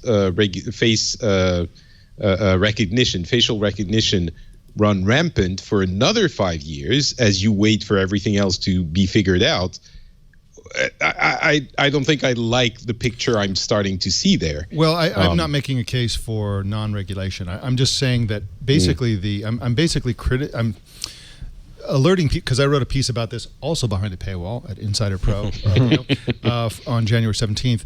The facial recognition backlash basically has, the biggest source of it is the fact that AI recognizes people of different skin colors and races unevenly. So if police are using it, then there's a fear that black people specifically will be more likely to be falsely accused of things, et cetera, et cetera. However, the fact that AI is imperfect is a temporary thing. AI recognition is going to get to be 99.9% accurate at some point. And one hopes we'll get rid of the biases inherent. It doesn't do as well with women and people of color because it's trained mostly with white men. Exactly. But presumably that will get better. I mean, in this country, NIST has just finished doing a series of studies into the relative efficiency of different AI systems. If you're using an AI built in China, for example, or Japan, it's great at recognizing people from Southeast Asia, but not so great at white and black people. If you do one developed in America, it's great on white people, but not so good on black or Asian. These things are going to work themselves out, and it's going to take some time. But you're right, it's going to become very accurate. Are you guys subscribing to the school of thought that says any technology that can be used will be used? Like it's just impossible for us to invent this and just not use it. Actually, it I is addressed that in my being column. used. Actually, it's being used right now, and it's not perfect. But as it gets better, it would be more used. The reason AI-based identification of all kinds, including face recognition, is going to take over and become universal is because everybody's going to want it. But the problem with face recognition is not face recognition. The problem is the authoritarian governments, as in the case of China, that use it. Isn't it? I mean, isn't that what we should be worried about? Is how it's used, not the fact that it exists? Well, the rub is if you use it, then someone's going to use it in that way, and that's why the concern is there, and that's why it's not only about biases, which of course is a huge issue, and skin color that changes how reliable it is. But it's also about using it at all. I do wonder, though, if we can do anything about it because. Well, let me tell you how it goes. It's just now. I'm working on a long form piece on smart streetlights, and this is something affecting cities all around the U.S. and around the world. But basically, here's how it goes.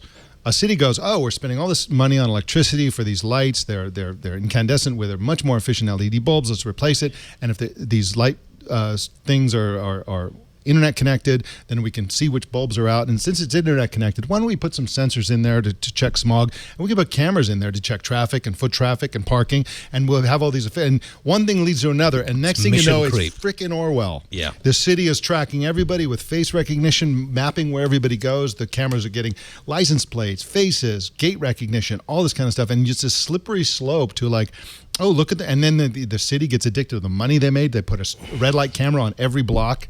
You know what I mean? It's like it's slippery slope. So how do we arrest? We had the same thing in the UK because the UK invested very heavily in CCTV systems in the 90s because we had the IRA threat and it was sold as the next big thing. And then, before you know it, they're putting they've got cameras on there. They're putting microphones on there. That's another thing. The Metro Police in London just announced they're going to use live facial recognition as a test for 2 hours a day. And the last time they tried it, they got a 99% failure rate. I remember that. It was just was pathetic. Well, we're getting better. So first of all, why just a few hours a day? I don't understand. I think it's a test. A spoonful of sugar helps the medicine go down there. Yeah. So ease into it. It's LFR, live facial recognition technology, and what they're trying to do is stop crime or catch criminals with warrants. What are they trying to do? Okay, catch criminals. I mean it's basically down to we can identify if someone's got an outstanding warrant against them, that sort of thing. But one thing we learned with CCTV cameras is it doesn't stop the crime from happening. It just makes it slightly easier to identify who did it. So nothing wrong with that. A CCTV camera won't stop you being mugged. You can still get mugged and have the living hell beaten out of you, but they might have a slightly better chance of finding out the person who did it. Well, down the line, when would-be criminals understand that it is just wear more masks. likely they will be caught, and it might reduce crime. But I think that is potentially an interesting approach to this. The arguments for and against are both valid. Saying it helps fight crime. If it's true, then maybe we should have some of that technology put in place. The fact that it reduces freedoms because it reduces privacy is also a valid argument. But that's a more abstract argument. I mean, I think there's a very concrete argument, which is offered by Assistant Commissioner at the Metropolitan Police, Nick F. Grave. He says, as a modern police force, I believe we have a duty to use new technologies to keep people safe in London. Every day, our police officers are briefed about suspects they should look out for. LFR improves the effectiveness of this tactic. Similarly, if it can help locate missing children or vulnerable adults swiftly and keep them from harm and exploitation, we have a duty to deploy. I think that's concrete. That's not abstract. Compared to the abstract, but our privacy be invaded, I think the concrete benefits kind of outweigh the abstract. But there's a larger conversation about policing. That policing is the only undemocratic aspect of a municipal government. The public should be telling the police how the public wants to be policed. The way that anybody involved with security or policing approaches the job is like, we're doing safety and security, and therefore we decide how it all goes, and we're going to get our way. As a journalist, my job would be so much easier if there was a law that said when I called Jeff Bezos, he had better answer the phone, and that would make my job easier. No, but Except my demands, professional demands have to be balanced against other demands. We give the police that power. I think we have. I don't think we did give them that power. I think they've taken it. We want to be safe in our homes, and that if this helps us, I think there is clearly a cost, but the cost is minor compared to the benefit. Well, that's the claim. But we don't know what the benefit is, and what we need is once those things, because they are happening and they're going to happen at least as tests, and what we need is to know how well they work, because we keep having those theoretical conversations. It would make people safer. It would invade our privacy. We don't know how safer we are, and I would love, if the London Police Department comes out after 6 months of test and says, okay, listen, we've managed to arrest 17 more people thanks to this system specifically, and it's audited and it's verified, it's truthful, then that's a specific kind of conversation. If they say we've arrested 2 people and one of them was released because it was wrong, then it's a different kind of conversation. But you can't tell that until you do the test. You got to do the test. Exactly. But I think it's a good point, Patrick. But my concern is the fact that it's almost inevitable that these things will be perfected, and that's the world I'm concerned. I'm concerned about Minority Report, let's where stipulate Mr. Anderton it works walks down the street. Let's stipulate it works. Yeah. Isn't that a better world? Isn't it true that when you're in a city where you're not safe, that it is a significant burden on your comfort, your stress level, your ability to get things done, and then when you're in a safer city, do you not watch people Sylvester are happier. Stallone movies? Didn't you see Demolition Man, where every time he used a cuss word, he had to get the paper? Well, that's not. Nobody's proposing that. But this is mission creep. This is where we do weigh in. We get to choose which laws are enforced. Look, it's where the public does weigh in. Okay, I've just driven up. I have an easy way to explain. But we don't get to choose. Okay. Well, we're supposed to get to choose. That's called legislative oversight. But Go ahead. Right. But no, I mean, I've just driven up on the freeway, and the police, if we were carrying phones with GPS and which have movement trackers in, about half the people on that freeway would have been getting speeding tickets. They should be stopped. Was it Lisa who posted a picture of this military police vehicle in Petaluma? Yeah, Petaluma apparently has a tank. Did you approve that? What? You didn't approve that? Yes, they have a tank with it's like this assault vehicle that's like you. This is in case the annual cheese and butter contest. It was just down the street from John's house. They were worried because they were arresting some people they knew were armed. It wasn't an active shooter case. There wasn't anything going on. These guys are armed. We're going to arrest them. So bring in the tank. And this is actually, I think this is an interesting argument, the militarization of local police in the United States, because so much of this gear is made for the armed forces, and because budgets allow, a lot of cities, municipalities have basically strategic arms. And it's surplus, and they get it at a discount. Yeah. Unlike the UK, where a guy shows up with a billy club and a funny hat, and that's it.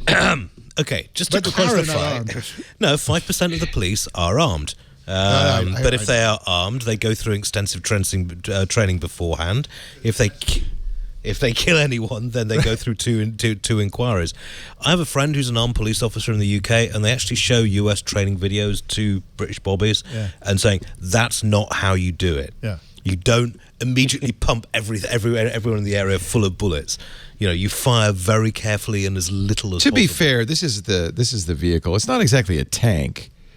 It's kind of scary. It's not exactly Andy Griffith. If I was going to bet that Opie, against my garage wall, let's get I'd the bet SWAT with vehicle, that. Opie. Let's go down to the fishing hole. Can I get back to the policing facial recognition thing with CCTVs just for a second, because I think there's a point that needs to be made. Somebody it's not stole about my being Tim Tams. safe. That's the point. And I want face recognition imagery. John, pull it up. This If you have used to something be on your one face, will I still full- recognize you? And Leo, knowing who stole your Tim Tam is important. the benefit, Yeah. right? That's Right. the benefit. Right. The concern that Mike and others are worried about, legitimately so, I would say, is the other effect, which is no privacy. And how do you illustrate no privacy? I think if we ask everyone anywhere, do you behave in your room, in your house, the way you do in the street? Everyone would say no. You I don't. behave You don't differently, have right? a right to privacy in public, do you? No, but that's the question. Do you feel like, and that's an answer that could be, interesting to ask. Would you want everywhere to become as public as the most public place, and so you don't have the freedom to act the way you would if you knew you weren't being watched? And that's not about committing crime, just being yourself. And I think that is a concern that is important. When you're in your house, you behave a certain way. If we put a camera in your house, We behave put a cameras different in way. our own houses. I don't want Our people. laptops. I don't want people urinating in public. Your house. I think it's Guys, good turn to off have. one of the hallway, By the way, don't- apparently we don't have just one tank. We have two. Two tanks. Because here's one of the Yeah, because tanks. Petaluma, it's the rough edge of the ghetto. This is a town of isn't it? 55,000 people. Here's one of the tanks. Here's the other one. Oh, I like that one. It's kind of cool. I'd be fun to drive that Is that a- around. is I that think some sort actually of Alex turret? Jones was driving that around in Richmond. That was at the Alex Jones. Just looks like a InfoWars. regular American car. I don't think. It's we God go. bless it. I don't know So if I have the flag going in and out, so yeah, roll I, the land but that does of look like they free. might have a gun turret on the top. Yeah. That's a little It's concerning. anti-aircraft because you never know. Okay, so this we're making fun of this, but this is a perfect example. The Petaluma police would say, well, this protects our officers and helps us do a better job of protecting the citizenry of Petaluma. But it also escalates the situation. It Like, also gives them the ability to shoot down it's- low-flying craft. You know, the whole point of policing when I growing up was that they de-escalated situations. The whole point of stuff over here, and I have to say, the bulk of the police I found over here is they are trying to dominate the situation, Right. Get That's control poor training. of it, and That's then poor it just, training. It's poor policing. Policemen are and citizens. bad policy. And I think that I do think the equipment, whether it's surveillance equipment or armored vehicles, I think it sort of like it takes us to that next level. Okay, so we're going to use this equipment, and you want to catch more bad guys. You want to be more effective. Everybody wants to be better at their jobs. It's just that for some reason, when it comes to policing, we don't do a good job of balancing the need for them to do their jobs against other concerns. And especially we have to consider the slippery slope problem that we're going to get to the point where all this recognition is perfected. Everybody's going to have it. The bank's going to have it. The store's going to have it. The streetlights are going to have it. The police, and so everywhere you go, you're going to be recognized. And do we want that? But the thing is, I think a lot of people do want that. I think so, too. If you got a pair of glasses that you could wear and you would never again meet someone and go, oh, yeah, I know who you are. What's your name? I'm damned if I can remember. You got a little microphone behind you that says, this is so-and-so and so-and-so. You worked together 3 years ago. She's currently here. And then that would sell like hotcakes. And it's What would be wrong with this perfected technology if everybody had access to it? What's the hazard here? I mean, I know the hazard in some senses is an authoritarian government that uses it to put down its people, but that's the hazard. The authoritarian government, that's a real and genuine hazard. But what would be the hazard just of the technology? Why would that be a problem?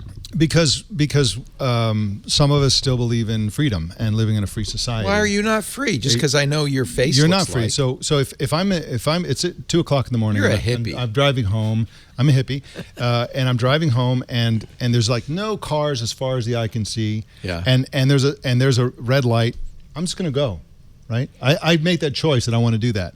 If that results in a ticket. Every single time, 100% of the time. Because that's an inherently dangerous thing to do. No, if there's no one inherently not around. dangerous. No, there's a rule that you don't go through red lights, and just because you think there's no one there doesn't mean you're not going to hit something. We have to balance.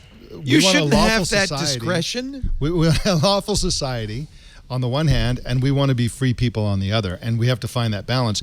Giving 100% of the power over to one side takes away that balance. So you can run red lights in the middle of the night? Well, it's yes, exactly. It's possible, and but I I mean think- thousands I of think other it's- things. So you're There that is guy. an I was wondering if you were that guy. I My probably wife There's does an broke that. argument 3 to be laws made just for the driving here possibility of transgression. There's an argument to be made for the possibility of transgression to an extent. If you live in a society where no transgression is even possible, I think that is something that is chilling.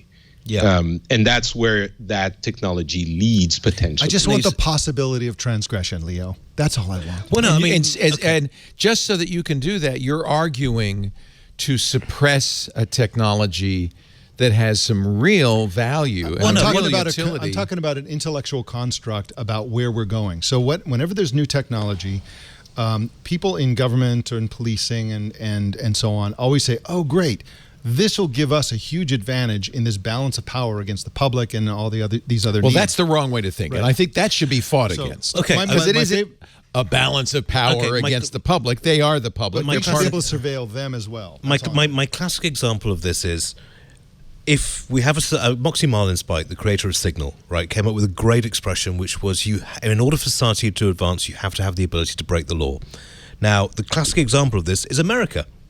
If the British had had the kind of capabilities that even the NSA have now, let alone revolution facial would recognition, never have succeeded. there would be no America. They would have been Spangled straight up Banner a in the rope background. with a hemp tie. You're against America, Leo. That's what you're telling me, Well, right? I mean, this is it. But I mean, you wouldn't have the civil rights movement. You wouldn't have the gay rights movement. You would have had feminism. You could crack down on all this stuff. And I know there's going to be some people on Twitter who are like, "Yeah, that'd be great," and say, "Yeah, well, screw it." Never mind. But That's a really so philosophically. That's a very interesting you've got to have and the somewhat ability profound to break the argument, law. which is that perfect law enforcement is not a goal to be desired, because transgression is important for creativity, for growth, for innovation. And we need a balance. Let me tell you a little story. So years and years ago there were no cameras in police interrogation rooms. There was a room, and the police go in there and they talk can do whatever they want. And then at some point they invented the video camera and they started installing those. And we've all seen the cop shows. They go and unplug it right before they do the police brutality, and then they plug it back in or whatever. But you have a technology that gives a huge advantage to one side against the other. But a few years ago, maybe 10 years ago or something like that, some kid had a music player that could also record audio, and he went into an interrogation room and he recorded it. And so he had this big interrogation, and then when it went into the court, the police lied about everything that happened. And he's like, "Oh yeah, listen to this." And then they played what really happened. The police was fired and actually served some time and all that stuff. But that was a case where the argument is not that he should have been allowed to break that law. The argument is that if one side gets surveillance power, okay, great. The other side gets surveillance power too. Yeah. That's in You a have to have a way balance. That's why the the body really cam good is so thing about technology is it isn't complicated. It isn't expensive. It can be in everybody's hands. Marlinspike is a perfect example. And so if face recognition is going to happen, let's make it happen to everybody's benefit. And let's be fully aware of what they're doing. Do you know why Florida Man stories exist? Have you ever heard about this? Yes. So Florida Man, my favorite Florida Man story is Florida Man told police that the syringes found in his backside were not his. They're not mine. It's not mine. That's mine. That's not mine, man. Slipped and fell on them. The reason Florida Man stories exist is Florida has a law that says that every single call the police get has to be public. And so my journalists God. just go through the thing and they're like, "Oh my God, look at this, another naked drunk guy on a tractor." How did you find that so bit fast? a police Kevin? dog. And so that's why we need full disclosure about everything the police are doing with surveillance. Florida man tells police bag of cocaine found in car must have blown in from the wind. Oh, yeah. This is a site devoted to Florida man. It's floridaman.com. Oh, good grief. You Yeah. can even get T-shirts as Yeah. well. But yes, it's... I agree. This is why body cams have been so important. They've picked up an awful lot of stuff. And it speaks volumes now to juries when those body cams malfunction or happen to be turned off. And then because it used to be, certainly in the UK, if a policeman gave evidence in court, they were believed almost unquestioningly. And now you've got body cams and it's just like... Ooh, maybe they told fibs on that one. You know? Another Florida man story, Leo? I'm sorry. This show will just have to go on without me. This is why the internet is FloridaMan.com. Florida man sprays neighbors with bug spray, hits himself in the head with nunchucks. I don't know what to say. Does Australia have a Florida?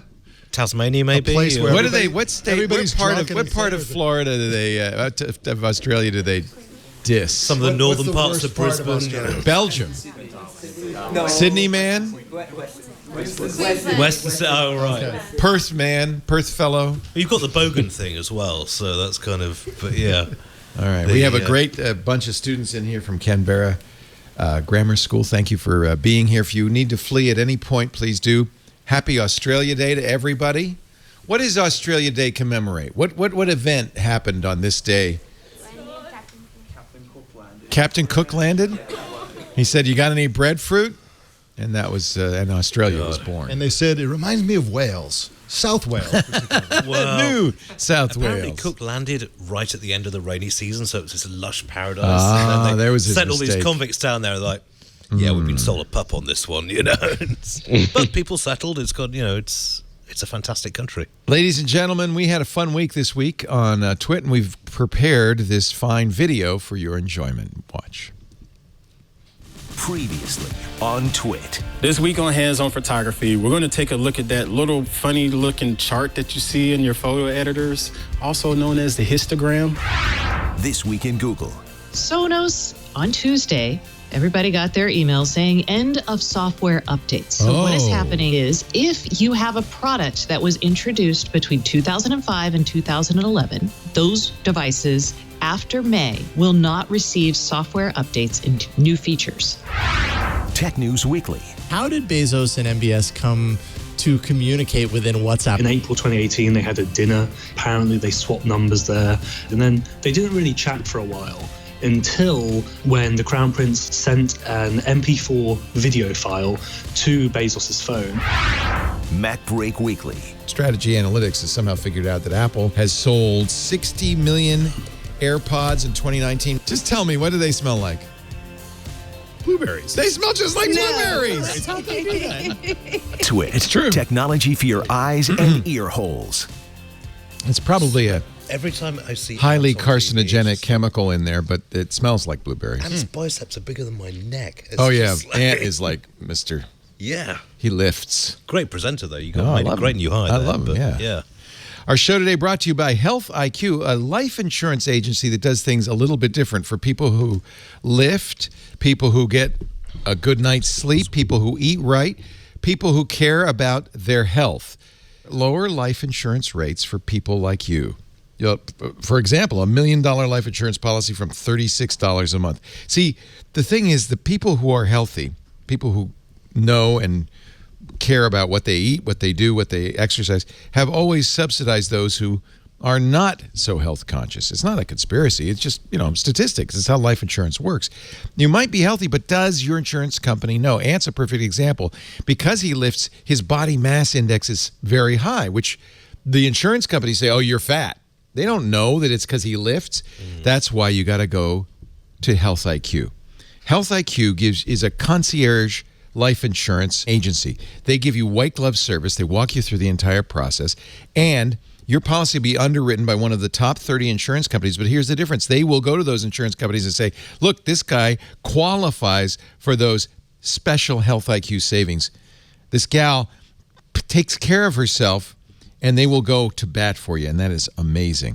It starts with the Health IQ quiz. You can do it right now if you go to healthiq.com/twit. It's a proprietary health IQ quiz that assesses your health literacy, your knowledge. It's not self-assessment, it's a knowledge assessment. They put it together with a team of the nation's leading medical, health, and fitness experts. It's a cutting-edge analysis. Then, depending on your score, as well as other related qualifying factors, for instance, completely voluntarily, but you could say, hey, I'll give you my Fitbit or my Apple Watch data. You can save up to 41% on your life insurance premiums compared to other providers. There's no commitment. You'll learn even more about the potential opportunities to be rewarded for your commitment to living healthy. This is a really great idea. healthiq.com/twit. They will go to bat for you. And that's really cool. Health IQ's concierge service will help you get the life insurance you deserve. See if you qualify. Go to healthiq.com/twit, take that quiz, and then once you complete the quiz, the team will call you, walk you through the process, and you can get those savings you've earned for your healthy lifestyle. I love this idea. healthiq.com/twit. We thank them for supporting This Week in Tech. We thank you for supporting This Week in Tech by going to healthiq.com/twit. I can see one, just come back to facial recognition, I can see one area in which it really would have worked, because obviously we've heard about the tragic death of Kobe Bryant today. Just happened. And the BBC has just put out a clip of Kobe Bryant, but not with Kobe Bryant. With LeBron James, because they got them confused. God! Well, they do all look alike. So anybody over 7 feet tall, to me, I can't even see their face. No, this happens all the time. Yeah, it happens all. It's even happened to us once. Right, Karsten? Never again. It's very easy to put the wrong picture of somebody up on the screen. Yeah, and so you're right. Face recognition would fix that, right? Can I tell you a quick face recognition story, Leo? Yes. So went to El Salvador recently, and while I was there, my nieces were there. We had a bunch of family there, and I showed them the feature in Pixel phones where it'll take a picture if you smile. So I held it in front of their faces. They were both wearing sunglasses, and then when I did an ego search on Google, does the face recognition within Google Photos, it showed that picture as me. What? Because my arm was in the reflection of one of their sunglasses. Oh, it saw your arm? No. Yes. In the reflection. That's what happened? In the reflection of sunglasses. Really? You could tell it was you? Yes. Whoa. You think so, or just they thought you looked like that? It was on the search. It was there. It said that?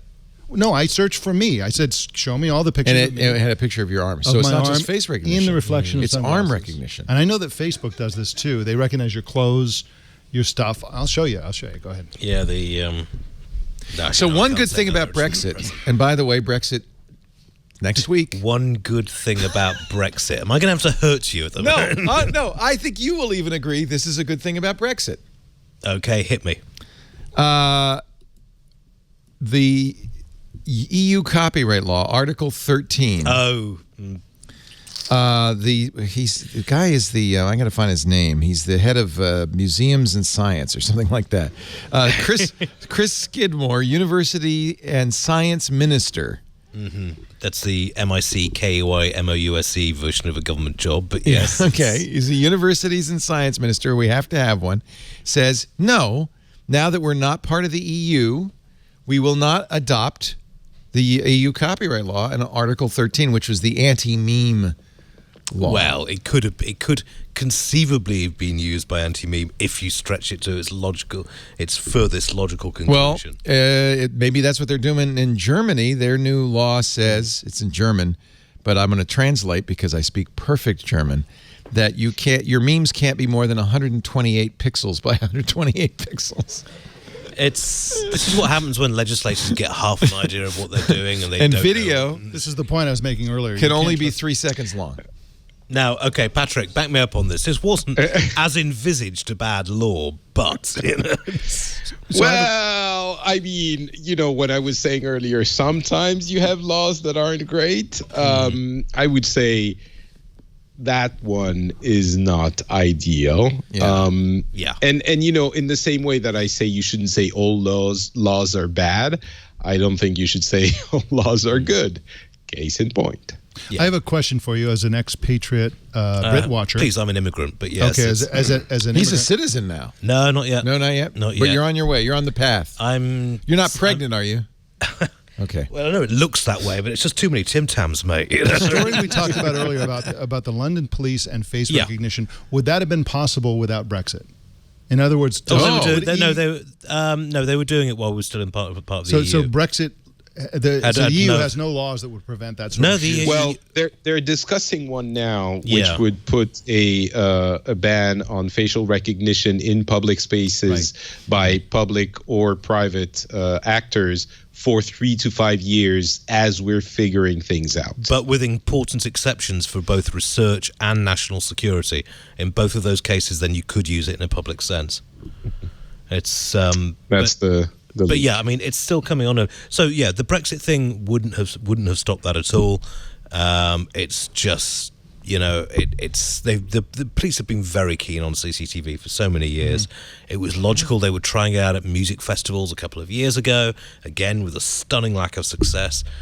At the moment, it just generates far more false positives than it does actual accurate. And the UK has been the most surveilled country in the world until recently, when China said, "Hold my beer." Yes, or hold my rice wine, or whatever. Yeah, it's I mean, Britain was the CCTV capital of the world. I remember during the final IRA bombing campaign, they built the wall of steel around the City of London, the main financial centre, and they put cameras up everywhere, and the IRA exploded a bomb inside it within 2 weeks.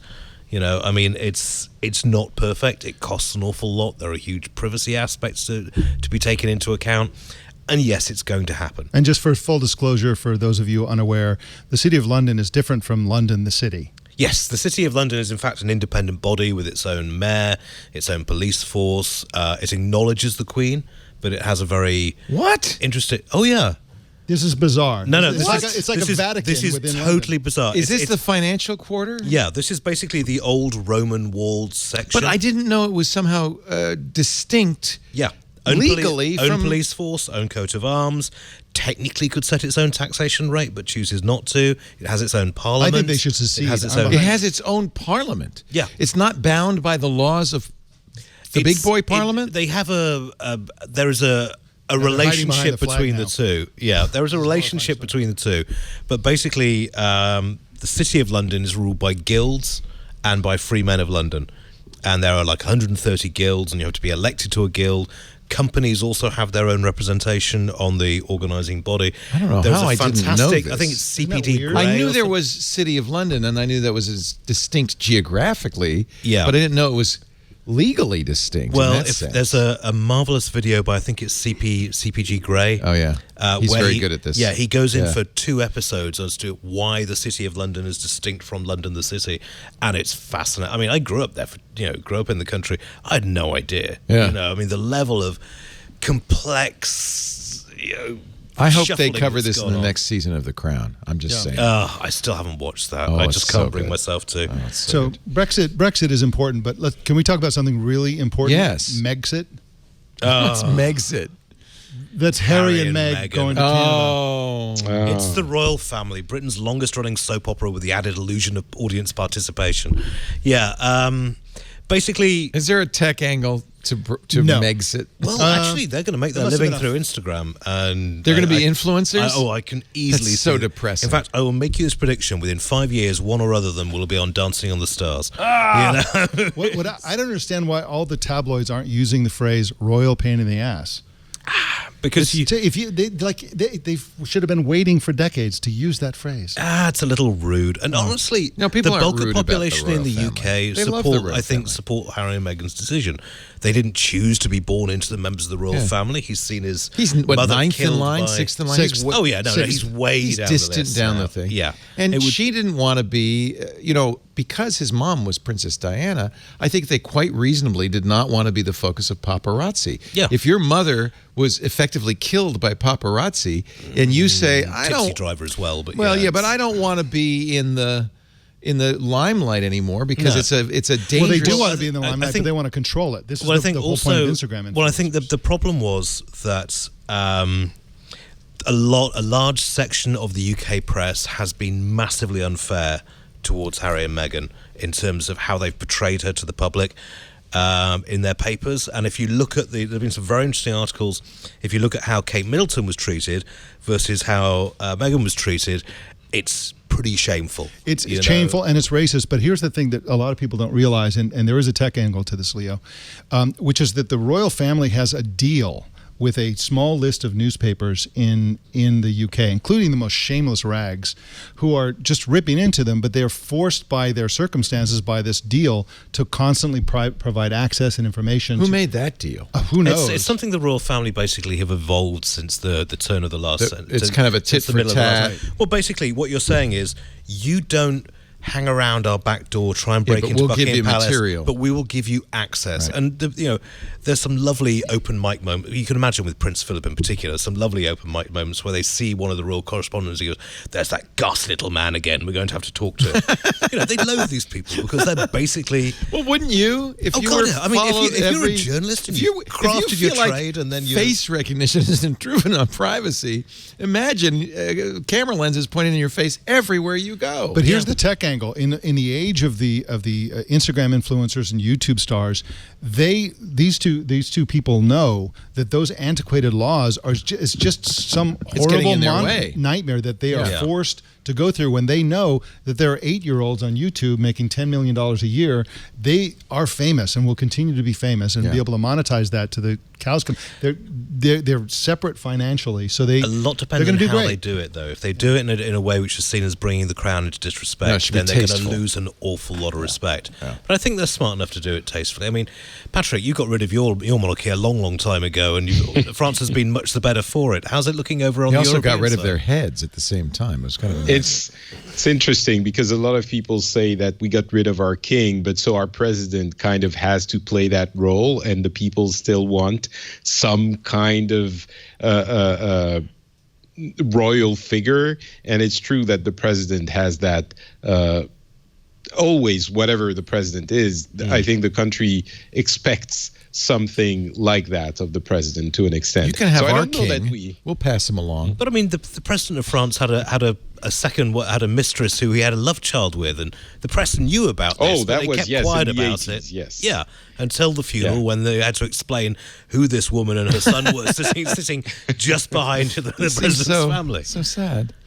Joe Biden calls game developers little creeps who make titles that teach you how to kill. He really is becoming the mad old grandpa. He really is a grandpa. Apparently, this is a meeting that was held in the Obama White House.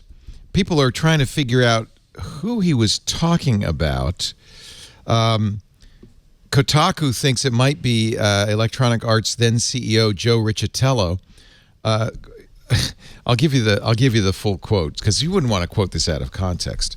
Sure. When asked about the Silicon Valley's expansion of power during his time in the Obama administration, during this interview with the New York Times and their vetting candidates, he said, "And you may recall the criticism I got for meeting with the leaders in Silicon Valley when I was trying to work out an agreement dealing with them protecting intellectual property for artists in the United States of America. At one point, one of the little creeps sitting around that table, who was close to a billionaire, who told me he was an artist because he was able to come up with games that teach you how to kill people." Teach you how to kill people. And then, Biden went on, "one of these righteous people said to me, we are the economic engine of America. We are the ones." Fortunately, I'd done a little homework before I went, and I said, I find it fascinating. As I added up the 7 outfits, everyone's there but Microsoft. I said, you have fewer people on your payroll than all the losses that General Motors just faced in the last quarter of employees. So don't lecture me about how you've created all this employment. He's not alone, by the way. I think there are other candidates. Bernie Sanders, I think, is one of them, who are not fond of video games and video game developers. But there's never been... we've had this ever since the existence of video games, and before that, the existence of violent comics. Do you think it's a generational... Everyone's... Yes. Yeah. Absolutely. Yes. Yeah. It is a generation. Now, I will say we just got the, I think it was the NPD, that released the numbers of the most, the games that generated the most income in the last decade. And I will make the story short. 7 out of the top 10 games are Call of Duty titles, first-person shooters, military first-person shooters. That's in the U.S. If you go to the top 20, 10 of them are Call of Duty. So I understand how some people could get that idea, but if you no one's saying video games are not violent, and no one's saying we don't like video games we like violent video games, but there is also no one well, I shouldn't say this. There's no evidence that leads to actual violence. Of course. Well, no, I mean, look at It's a cartoon. what is the primary... Definitely Cartoons have been violent. Yeah, but I mean, for years. what is the number violent. one computer gaming country in the world? It's Japan. And what has some of the lowest violent crime records? It's also somewhat ironic that Call of Duty type games they're essentially building a world where people get to fantasize about participating in wars that Biden, as part of the Obama administration, actually had a hand violence in conducting and not ending and so on. So it's kind of weird that these games kind of imitate Biden's work to a certain extent. Actual violence. He was apparently, when he was vice president in 2013, he proposed a tax on violent media, including violent video games. A tax which was not enacted. It's the old dog whistle, you know. And it's like we had the same thing when arcade games came out when I was a teenager. Oh, it'll rot the kids' minds. It'll take them super violent. The only thing it did, playing Pac-Man might have been construed to leading to a lot of people bouncing around dark rooms and swallowing overeating. pills. It inspired overeating. But yeah, I mean, this has been going on since time immemorial. There is no evidence to back it up whatsoever. It's also very, very interesting that to back you up even more, I'm a big video game fan. I talk about video games on podcasts. So, and I was actually an employee of Blizzard, which is part of Activision Blizzard, but part of the problem. Yes, part of the problem. Sure, the problem seems to only manifest in the US, if there is a problem at all, because actually, ever since the video game generation started happening, violence has been, actually, it's not since then, but for a long time, violence has been going down. Yeah. And in Finland, there's a funny side effect as well. Alcoholism has been a problem for a long time, and that has been decreasing because the kids are playing games and hanging out on the internet. So I don't know how much teaching those games are doing, because people are killing and being less and less violent. So yes, it is a generational thing. They don't understand it, and they just don't like it. I have to say, I'm shocked to find that younger Finns are not drinking so much. I had some epic hangovers from trips to Finland. Nobody drinks like those. It's like, if you saw someone put the top back on a vodka bottle, you were shocked. You know, I mean, exactly. I actually should correct myself because I don't want to misstate. I don't know if Bernie Sanders was one of the people critical of video games. In fact, he said in the past that video games have been a scapegoat for gun violence, and that's inappropriate. So he's also called for the unionization of video games developers. So I don't know. Oh, that's a big problem. We also have to take the cynical political view, which is that Bernie Sanders is going after the youth, like his supporters. He's never going to say anything against video games. And to a certain extent, Biden is going after. He's trying to already run the election against Trump in the main. You know, he's basically going for the center. So he's going for the older voters who are going to also be disgusted by violent video games and so on. So I think that most of this is just political politics. I'm going to say I'm middle-aged though. The very idea that Call of Duty teaches people to kill, you know, it's like there's a world of difference between firing an actual gun and firing a virtual one. Yeah. And I know you're going to be an American citizen at some point, right? So I can tell you where you can get a good deal on some guns. I go to gun ranges. I enjoy the pleasure of getting a good. Oh, you're going to fit right in. You know, it's I shot as a school kid in the UK when you still could. I mean, fox hunting. I've got no, I draw the line at dressing up like a complete idiot and riding over people's fields without asking them. No, I think it's much more considerate to the fox to shoot it on sight. But no, the whole thing about it's teaching people to kill, it just drives me. It's the kind of thing that it's happy lies that you sell to grandparents who are worried about their kids. Which is, I think, what Biden is going for. And how do we feel, just briefly, about calling people who are who've accomplished quite a bit at a very young age little creeps? Is this an inappropriate thing to say to somebody who's a CEO of a company that is successful? Riccatello is a little bit. Is he a little creep? Is he really? Well, I mean, I don't want to, but he does look like he looks like a villain from a dystopian a novel. Or and I think a lot of video game gamers would not really embrace Electronic Arts particularly. Oh, yes, no, exactly. I mean, they've got a scummy record of dealing with their employees, overworking and harassing. And yeah, I mean, EA is... I've heard so many people just say horror stories of people working at EA and some other games companies when there's a rush on. Still, 'tis the way of the industry, it seems. DHS, Department of Homeland Security, warning people about patient monitors sold by GE Healthcare on a scale of 1 to 10. The severity of 5 of these 6 vulnerabilities is 10. These are collectively known as MD Hex. They exist. It's nothing you probably are using, but something your doctor might. GE's line of CareScape patient monitors, including some versions of the Central Information Center product, the Apex telemetry server tower, the Central Station, a telemetry server, and 3 monitor products that display patient vitals to hospital professionals. No known exploits. I'm not sure what the hack would be. Maybe telling the hospital that you're dead. I don't know. Well, no, I mean, there was some truly horrifying talks on this at security conferences.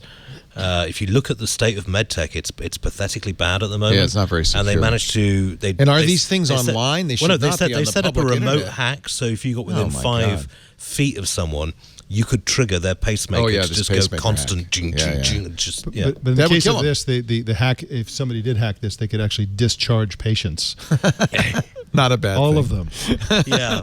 But I mean, You're all better. Go home. And also the problem is they were saying on one conference is that, okay, if somebody sets your pacemaker to zap you constantly, you can take it out. But there are an awful lot of doctors who have virtually no training in how to take these things out. Right. Because once they're in there, they never You're come not out. supposed to take them out. Until after, obviously, before cremation. But, I mean, they are designed to last as long as the patient does. And having to know which wires to pull out without killing the patient is something a lot of doctors don't know how to do. By the way, we were talking about SWAT in the Petaluma tanks. There is a good reason why you wouldn't want your municipality to have heavy warfare armor. Swatting. Yeah. And in fact, there's a big problem. There's always been a problem with swatting, which is people calling falsely saying, I'm being held hostage, or there's gunmen in my house, and then the SWAT teams come out. It's very dangerous because these people do get killed from time to time by the police, by SWAT teams.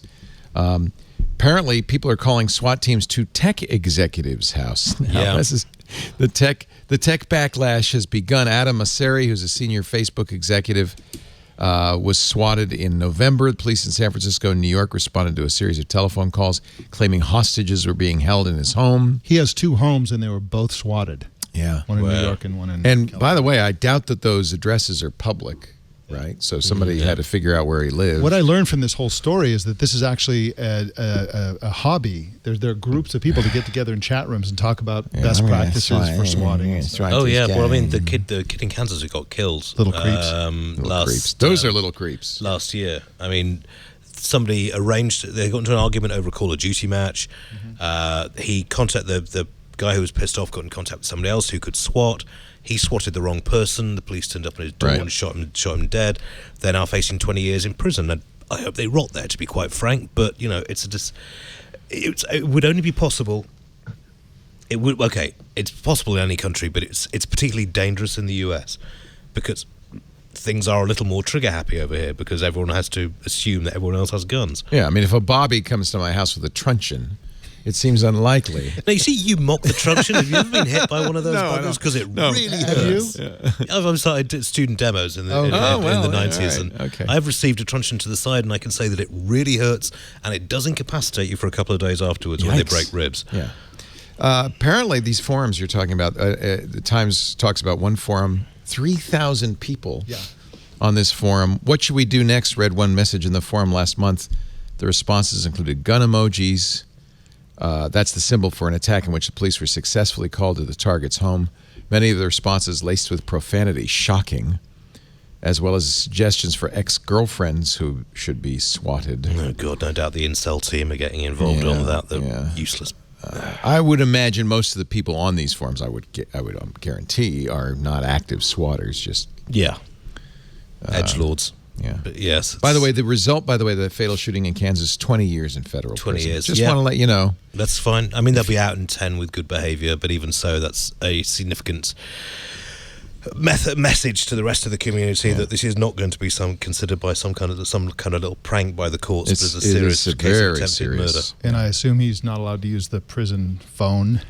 I would hope Well, not. you say that, but we did a story a few years back. Somebody had managed to assemble a computer in the ceiling panels above the teaching room. It was really impressive stuff. I'd say, let this guy out and hire him as an IT admin. Yeah, I'm not even mad. That's just amazing. I know. It's just fantastic. Let's take a break, and we're going to wrap it up with a few of the little tidbits that have sunk to the bottom of the rundown. Mike Elgan is here, Elgan.com. Your newsletter? Yes, Mike's List. Mike's List. Weekly. Comes out every Saturday. The Elgan Nation. Elgan Nation is my website, where I have a podcast and a whole bunch of other stuff. Nice. And, of course, gastronomad.net for people who want to go on these amazing gastronomic Come to Prosecco. trips. Oh, man, I'm and so have jealous. your mind blown by the bubbles of the world. Iain Thompson and I are going to go to the new Petaluma Shake Shack. That's our treat. Yes, you have been raving about this place. If you're going to be an American, you got to try Shake Shack. Steak and Shake. Actually, as long as I don't have to eat Denny's, I just draw the line at that. He's from theregister.co.uk, from FrenchSpin.com. Our wonderful friend Patrick Beja. It's great to see you. Our show today brought to you quite literally, by CashFly, our content delivery network. You want a content delivery network if you have podcasts, of course, or any content you deliver to your users or your viewers, whether it's an app or data, because a CDN makes sure the roads roll, that the podcasts get delivered, the data never stops, and CashFly makes it possible at a lower cost than anybody else. Rich media content, 10 times faster than traditional delivery methods, even 30% faster than the other big CDNs, and with a 100% SLA, CashFly guarantees the best user experience for all your customers, no matter where they are or what device they're on, because CashFly puts our shows close to you on a server near you. It downloads faster, and that's really important to me. We were struggling in the early years of Twit. We've had a BitTorrent and all sorts of different ways to deliver. Along came Matt Levine, the founder of CashFly, said, let us help you. And man, it's been a 10-year relationship. Every month, we literally deliver petabytes of data to our listeners and viewers over CashFly. We love CashFly. We're not alone. LG, Microsoft, Adobe, Ars Technica all use CashFly. Say goodbye to checking multiple times a week or even daily to make sure you don't exceed some artificial CDN limit. There are no billing spikes with CashFly. You'll get a custom plan tailored to your needs based on yearly usage. So that smooths out all those spikes. On average, customers who switch to CashFly save more than 20%. Right now, CashFly is giving you a complimentary detailed analysis. You bring them your CDN bill, your usage trends, and they'll show you what they can do for you. You got to do this. It's well worth it. You may well be overpaying. Go to twit.cashfly.com. No sales pressure. They're nice people. They'll help you. Twit.cashfly.com. This is the way to deliver your content. The best CDN in the business. I didn't even know this happened, but I found out about it, as I do most things, in the register.co.uk.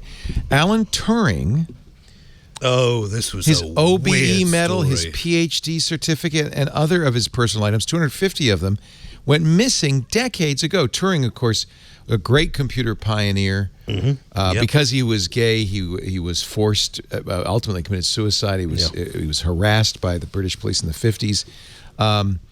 Later, of course, apology was issued to Alan Turing, thanks to our friend John Graham Cumming at Cloudflare. He got that petition started, and the UK government did apologize. Finally, in 2013, I believe, but I didn't know his documents are missing. Apparently, they were found... in Colorado. In Colorado. Of course they were. This is one of the weirdest tales we've covered in quite some time. I mean, basically, various documents, including his OBE, his PhD, his school reports. Order of the British Empire, his knighthood. It's not a knighthood. Well, it's a little less than a knighthood. It's a little less than that. But they were stored by his old boarding school. And in the 80s, this woman turned up and asked to see them. They didn't keep an eye on her, and she filched an awful lot of documents. That's kind of inexcusable. Well, she then sent a few of them back. She left a note, on the archive saying, "I'm very sorry I've stolen these.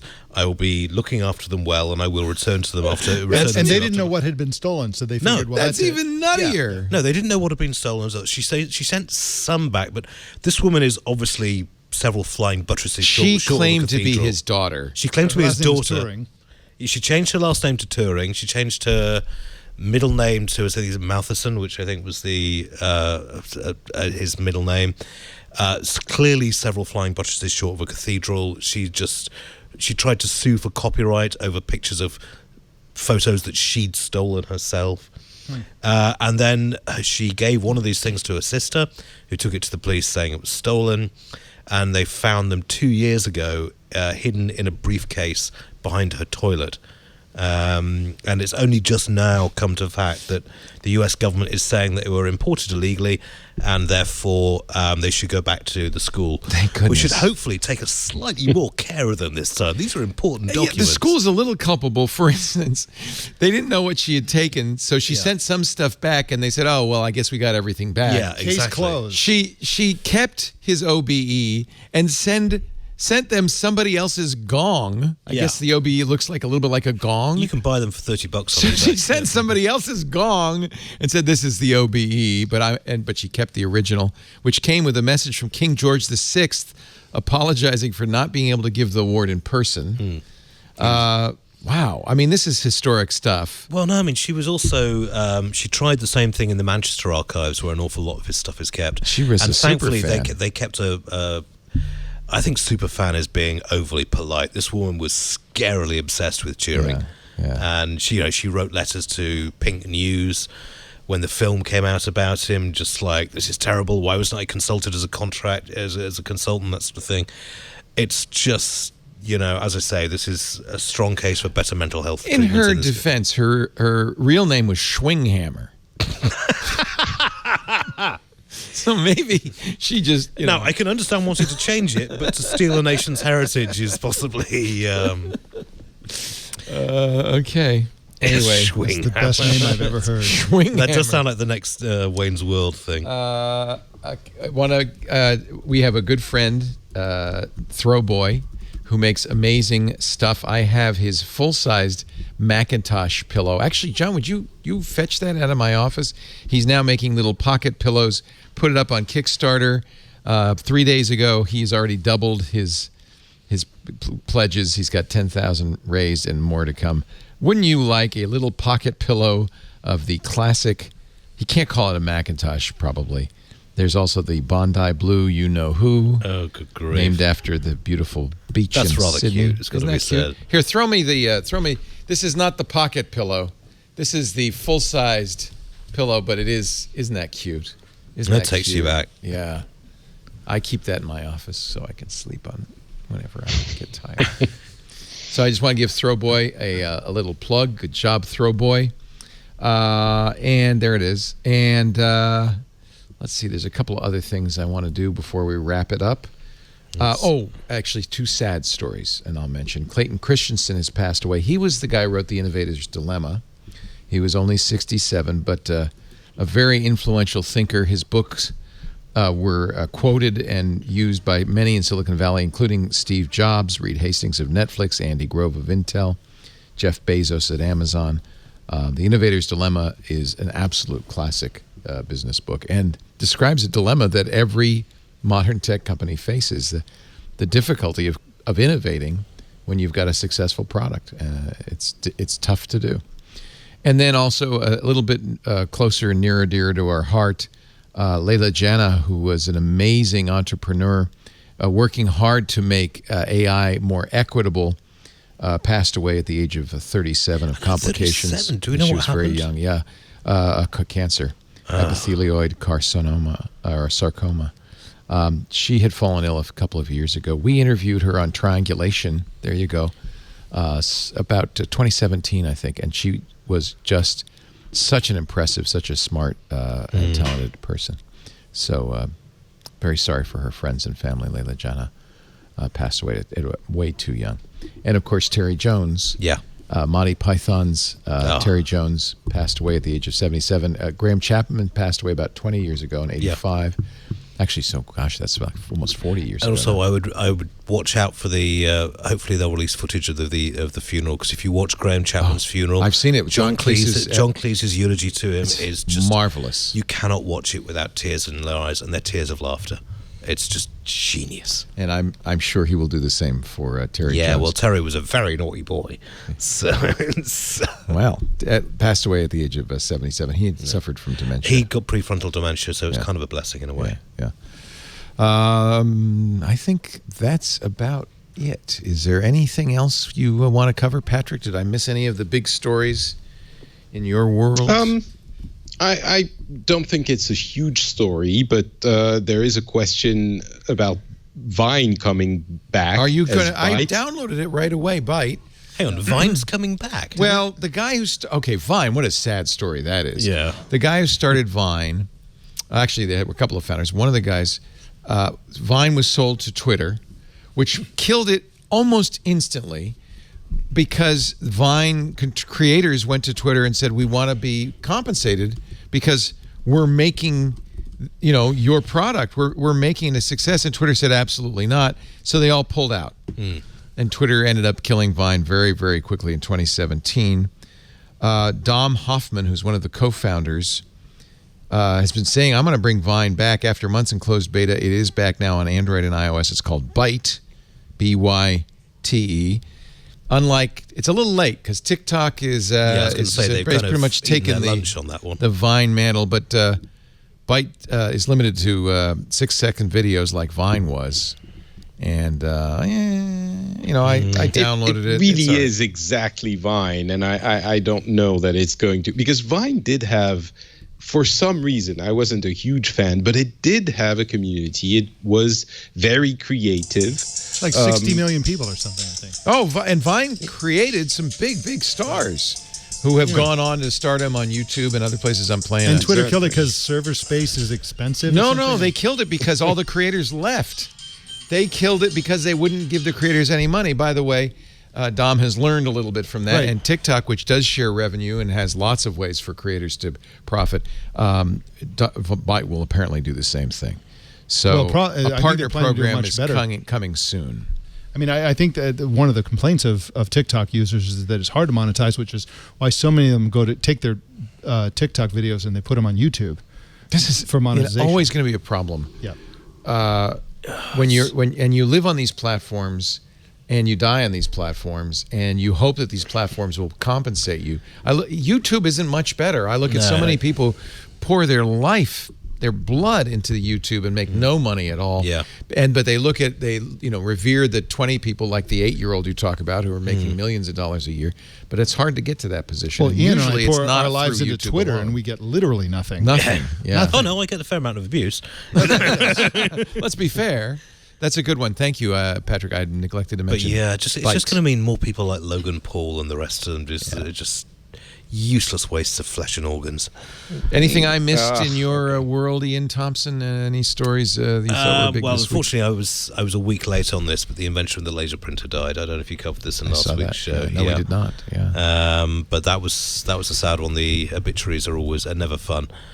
But we're getting to that stage in technology. With the first of the creators are. Yeah, they're getting on. I know we've had the co-founder of ARPANET die in the last 6 months, and I really, if I could get the time and the money, I would just spend a year going around all these first movers into the field. Honestly, and doing that's been oral history. the point of my career back at Tech TV and here with Triangulation was to talk to as many of those people and get them on tape, get video of them.